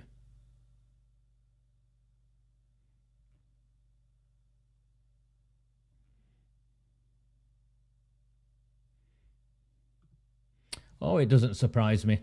It doesn't surprise me. Is she not a parish councillor now? Life didn't work out well for Helen Bishop, so she's just bitter and vindictive. I worked with her when she was in youth services. She knows the grooming and gang rape of children and the cover-up is real. She's told me so much herself. It doesn't matter. John Lawrence. I don't know if he's listening today or not. If she is of Saddleworth Parish Council, the Parish Council will be getting a complaint from me, Gary Tarbuck, in the morning that I am a victim of racially motivated harassment.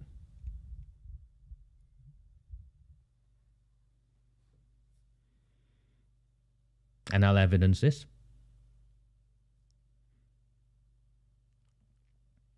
Now, I've met John Lawrence twice, and that was the second time. And Julie was sat in between us, and Julie will share with you that I asked after his mother, because his mother's got dementia and she's elderly and she's ill, and I'm like that. I asked him about what he made of the things going on in Hull, and he said he was going to go up there and have a look. And if John has views and opinions that are racist, for instance, if he does, in a democracy, we're allowed to have our own views and opinions. Now, this thing about kosher meat and halal meat, I eat halal meat. It's what my mum cooks me. It's what Gary had for his tea the other night when he took half my tea home with him. But my cousin had cooked for me. But my issue is a simple one.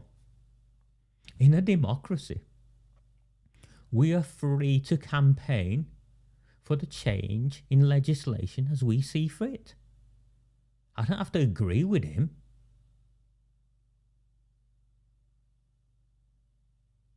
I don't have to agree with him at all.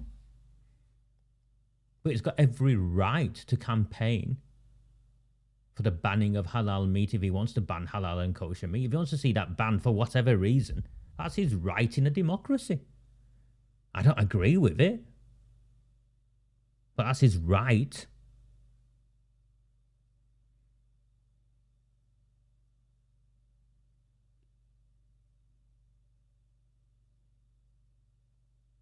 Well, you can see what they're trying to do. And you can see how desperate they're getting. A fake account on Failsworth Moan with a photograph supplied by Helen Bishop. And you'll get a complaint. Don't you worry, you'll get a complaint.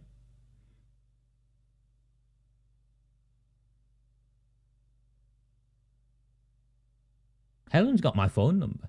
She could phone me if she wanted, but it doesn't suit her. Because she wants to portray all of you white folk as filthy racists. Because it's the only way people like Helen can distinguish themselves from the rest of us and consider themselves to be better than the rest of us. That's the psychology in all of this.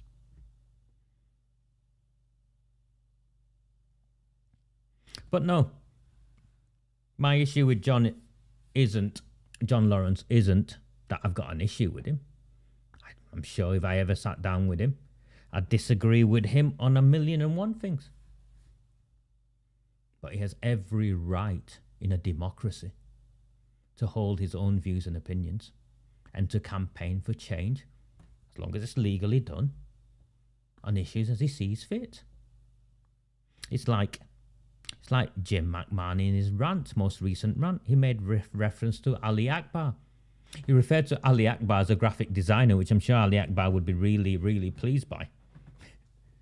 Ali Akbar is the guy who does all the cartoons, yeah? I don't know who he is, but he's the guy who does all the cartoons. And he objected to it. One of the most senior politicians in the town objected to cartoons mocking politicians. And when I looked at that and I sat back and I reflected on it,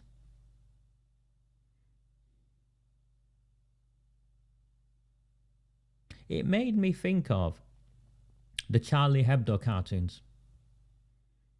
And then what happened? And the attacks in Paris. And I am a Muslim. Yet my position is really, really straightforward, because also, as well as being a Muslim, I'm not from Saudi Arabia. I'm not from Pakistan or Afghanistan. I'm not, I've no association with the Taliban. But I was born and raised in a democracy. And in a democracy, we have the right to hold views and opinions that may offend others.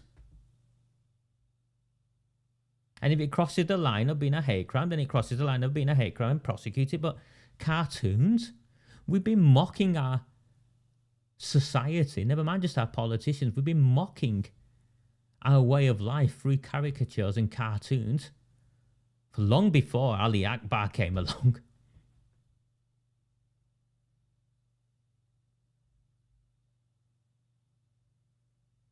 And he wants to ban cartoons. One of the most powerful men in this country wants to ban cartoons. Apparently one of the cartoons had some guys that made reference to the Taliban. I didn't see that, but they did great. Great, absolutely great. If it touched a nerve, even better. If it touched a nerve, even better.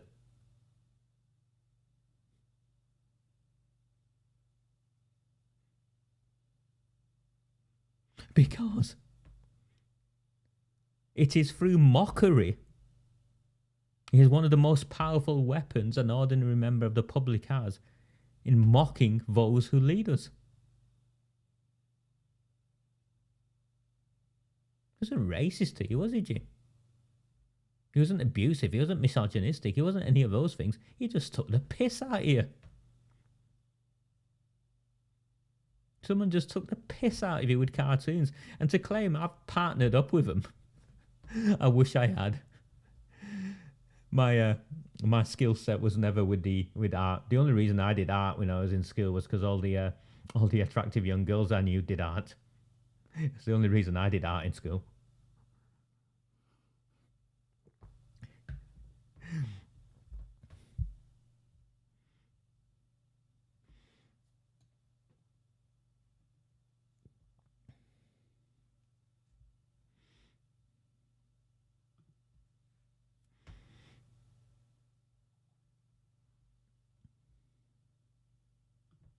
I'll do that.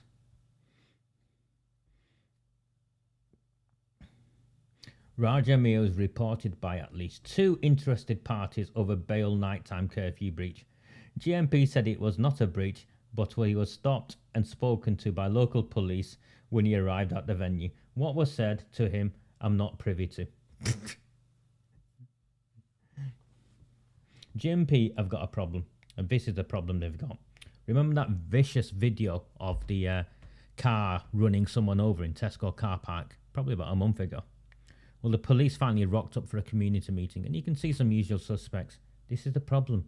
Guys, you're meeting with the wrong people.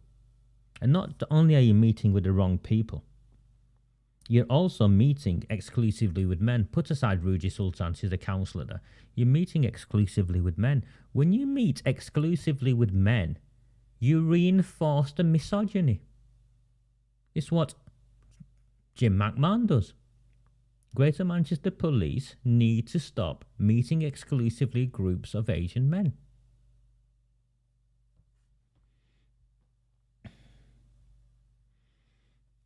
And some of you got in touch with me regarding Jay Beach. I think it was Yvonne. I'm not sure if she's here today. Yvonne Eric got in touch. Yvonne Eric got in touch with me. So this is, actually this bit's important. I'll put myself up. One of the reasons we've got this far is because we fought this battle ourselves. And one of the reasons why those that have managed to cover up the grooming and gang rape of our town's children and other towns like ours is because those who've took on the cause have used it to try and exploit us for their own ends. And some of those people have been racist and extremist. Now, Jay Beecher passes himself as a journalist. I've never met him. I've had a couple of exchanges with him. I think last year when he did an article on Sean Fielding, then he backtracked and did another article and he blocked me, accused me of lying. Now, I know I didn't lie about Sean Fielding because all of you know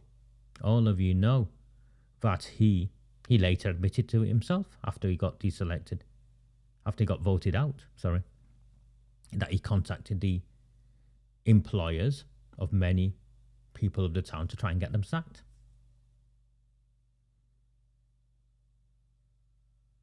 So Beecher got in touch with Yvonne, and who got in touch with me, and I ain't got time for him. You've got to understand why I'm hesitant to engage with mainstream journalists. Never mind journalists like Beecher, who isn't a mainstream journalist, doesn't write for anything.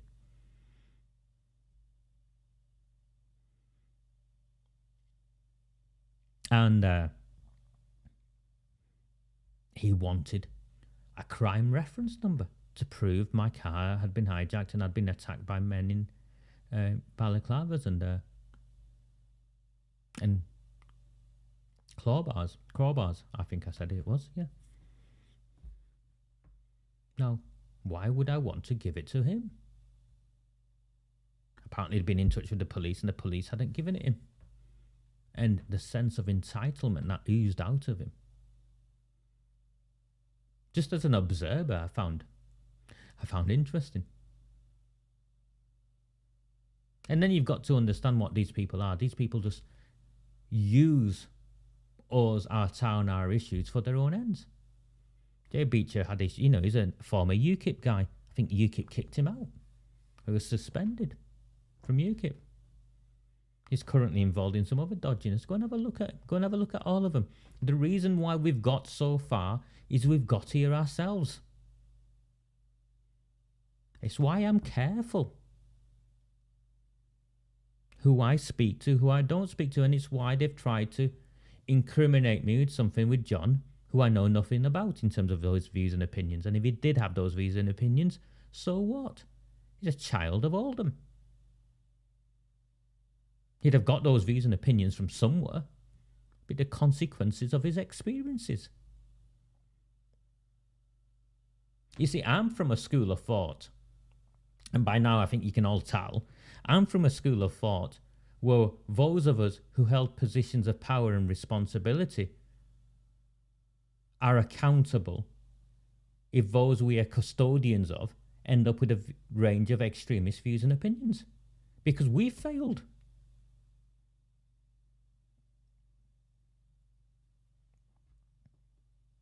If those young girls and their families that were systematically groomed and gang raped have a host of racist views and opinions towards people who look like me, who am I to say they're wrong? Because they've got to where they've got to as a consequence of their experiences.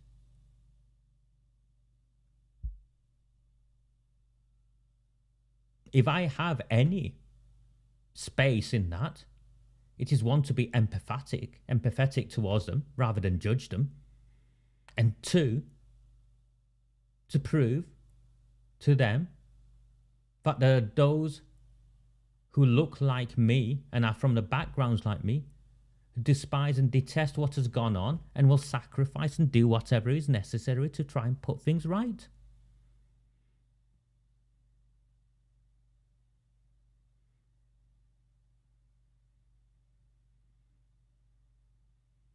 Tell me something, Mohammed.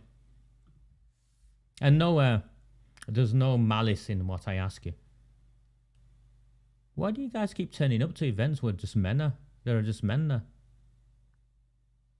Do women not have a say in what goes on in the communities?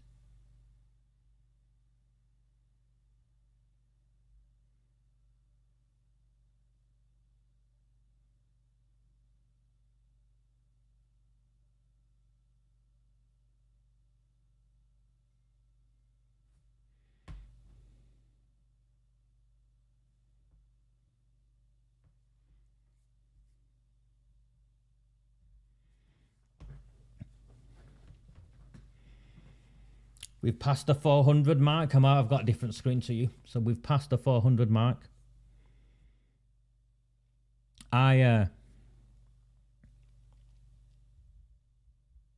Some of you have been in touch this week, and the consequence of that was I've deleted Facebook, is what I've done.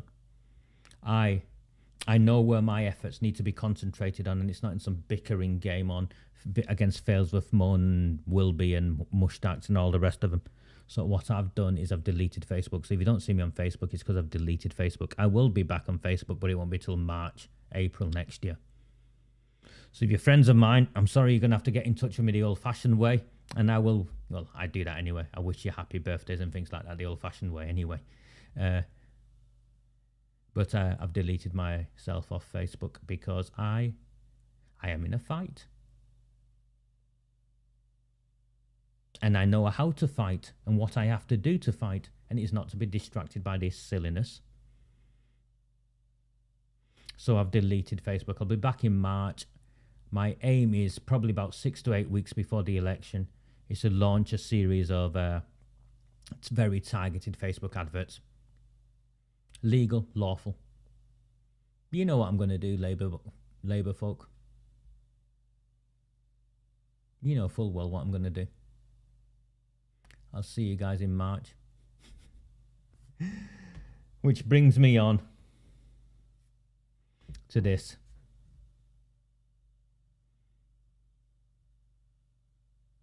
You're not asking the question, are you? You're not answering my question, are you? That meeting was held at the Millennium Centre during badminton session.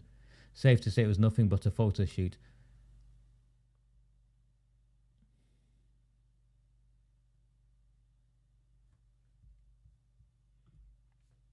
Our council leader, Gary, our council leader is under investigation by the Labour Party following a complaint made by me. And no matter why Paul Boots or anyone else wants to try and manage this news from spreading out, I have an email which I'll share with any one of you, which I did share last time, I think, which proves she's under investigation by the Labour Party. So yes, Arooj Shah, leader of Oldham Council, is under investigation by the Labour Party.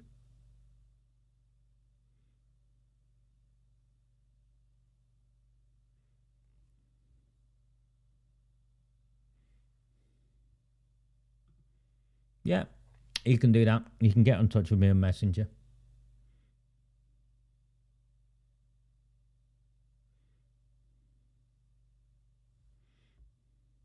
It's bollocks, Jack. That's what it is. It's just PR stunt bollocks.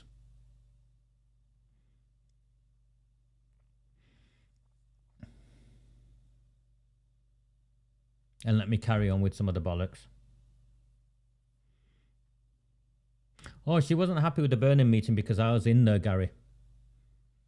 I think the police speaking to me outside was an attempt to stop me. Or they'd had a discussion. It was clear they'd had a discussion to see whether they could stop me from attending the meeting. And then secondly, she knew straight away she was undermined by Burnham. By Burnham, she'd only weeks earlier stated the report was released by the end of the year. She's just been made to look incompetent, hasn't she? She's not a liar.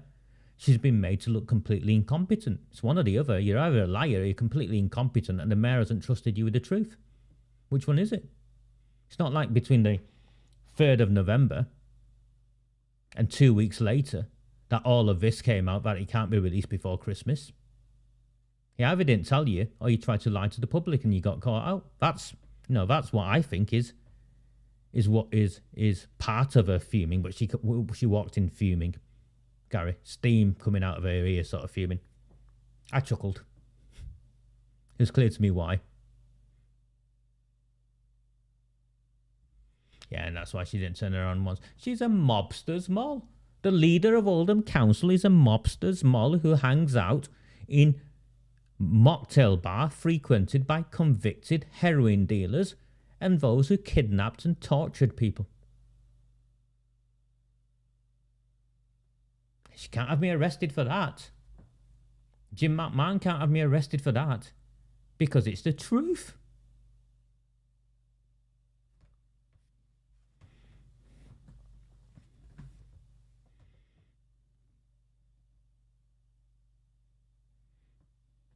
One of the reasons I've had enough, and I'm now calling it a day for now.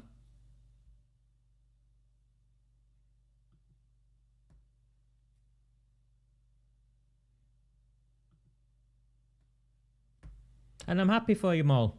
Happy for all of you. You can do this without me? Well, go ahead and do this without me. Sell me down the river. Go for it. We'll see how many Conservatives get in. We'll see how many fails with independents get stronger.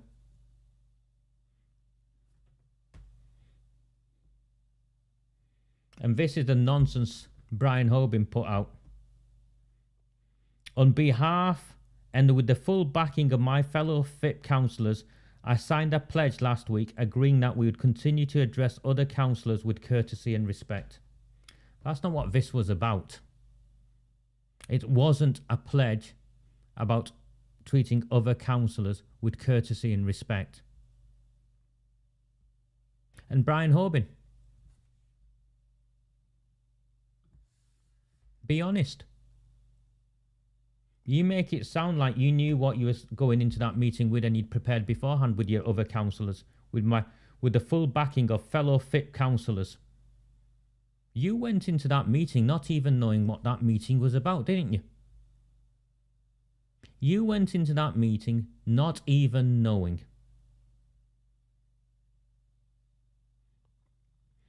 This agreement has no bearing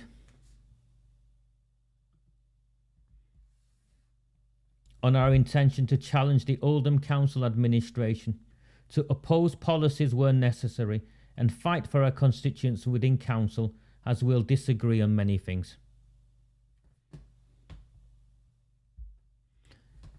Her attack dogs have been abusing Mark Wilkinson repeatedly, and you pose for a picture next to her.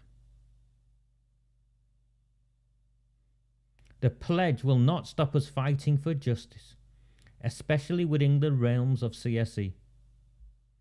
We will continue to push for a full investigation into possible grooming gangs within the borough.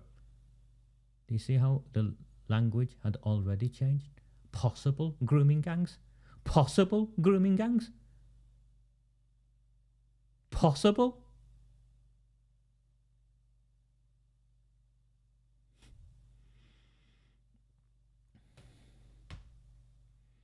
Let me show you something. Let me try and bring it up so I can show you something. Give me 1 second.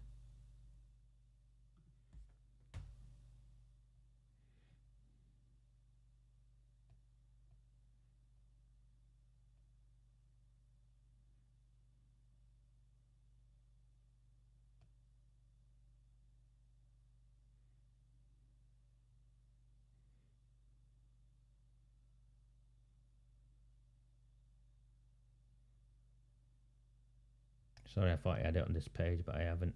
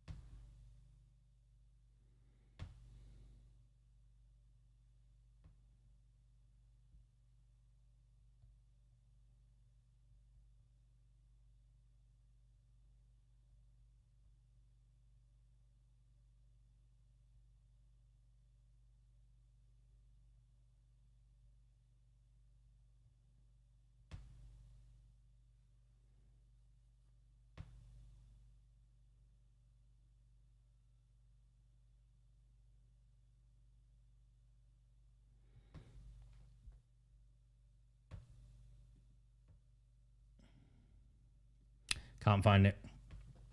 But it's essentially this. I'll talk you through it. In 2019, the council first introduced proposals to scrap the committees, the council committees, the area committees, district councils, district committees, and have 6 of them. And the Failsworth one, at the time, was meant to be Failsworth and Hollingwood. And then Brian Hoban came onto one of my threads, and in his usual, it's a matter of policy for me not to talk about these things because I don't listen to Raja Miah, I don't read Raja Miah. Oh, but on this occasion I'll take an exception. Bollocks. And he came along and said, oh no, this was decided in 2019. And they're not powerful anyway. What was decided in 2019 was that Failsworth would be linked with Hollingwood. What came out in 2021 was that Medlock Vale was added and the people of Failsworth lost any chance of control or power or influence. What he also forgot to mention was that these district councils that were then rushed through took away all local spending and gave it in the hands of Arooj Shah, or at the time Sean Fielding. And the pot was centrally controlled by the council, by the leader of the council.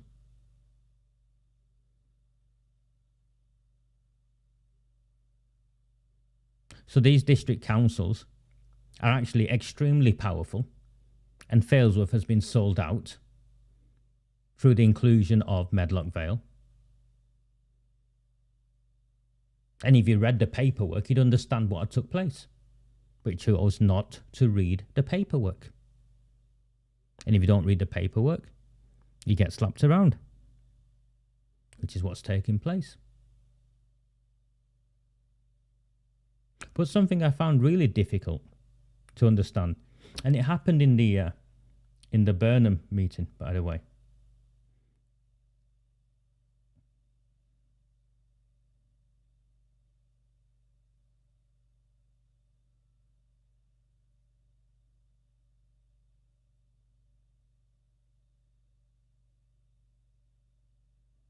It happened in the Burnham meeting, so I'm trying to find it, but it happened in the Burnham meeting. Was Lewis Quigg put him under pressure regarding the congestion charge? You've all seen the signs, and you all know what's going to happen. So it's the biggest congestion zone in Europe.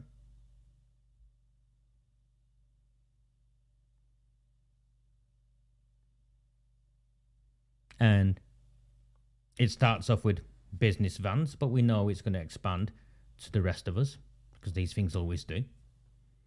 And we know whatever the cost is, it's going to increase. It's a congestion charge by the back door. And the Conservatives tried at the last full council meeting to pass a motion that would see Oldham object to it, with a view of Oldham withdrawing from it, refusing to join in with Andy Burnham's exploitation of climate to rake in billions of pounds. And for those Pakistani friends of mine who watch, who are taxi drivers, I think it's about £2,500 a year extra you'll have to pay.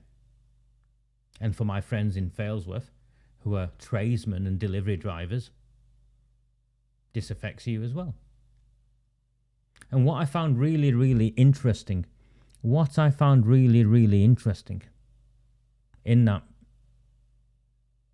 council vote was, even though the Conservatives put the motion forward, first of all,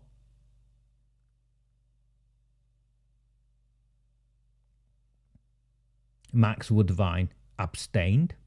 So their own Conservative, they couldn't even get their own house in order. But do you know what happened? The Failsworth Independents, all three of them, voted in favour of the congestion charge. Don't believe me? Go back and have a look.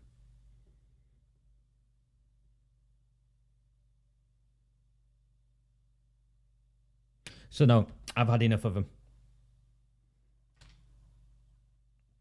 I'll do the leaflets. I'll get them out. And hopefully Robert has the courage and conviction to do what's right and make a stand, despite the leaders of his party signing up to protect Arooj Shah. And I'll do what's right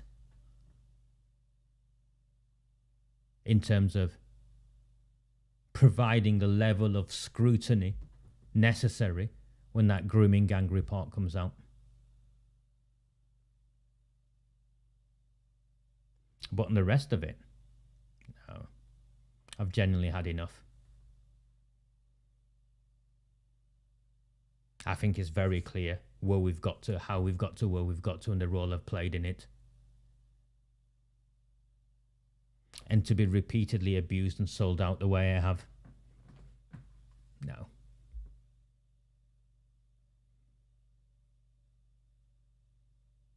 I think May will be interesting. And then we'll see what happens after May for the all-outs the following year. And as I've said all along, big boy pants. If you can do it better, go and do it better. The Conservatives think they've got where they've got to in this town because of Conservative policies rather than all of the things we've exposed. Carry on. Go and do it. We know the Lib Dems are in bed with the Labour Party, so that's a given. So that's me done, I think, is what I'm saying to you guys. I'll be back in the new year. For those who support me, I'll continue to share my insights in the way I do, but this style of campaigning, I can't stand for Conservatives who do what they've done.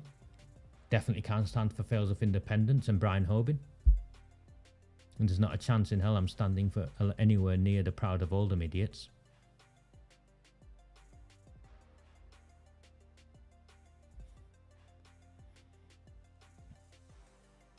We keep going. And we'll see where this journey takes us. But for now, a very, very good evening. I hope you found, those of you who've been on this journey, I hope you found me of value and can see that when it comes down to it, who is on the firing line, who risks imprisonment,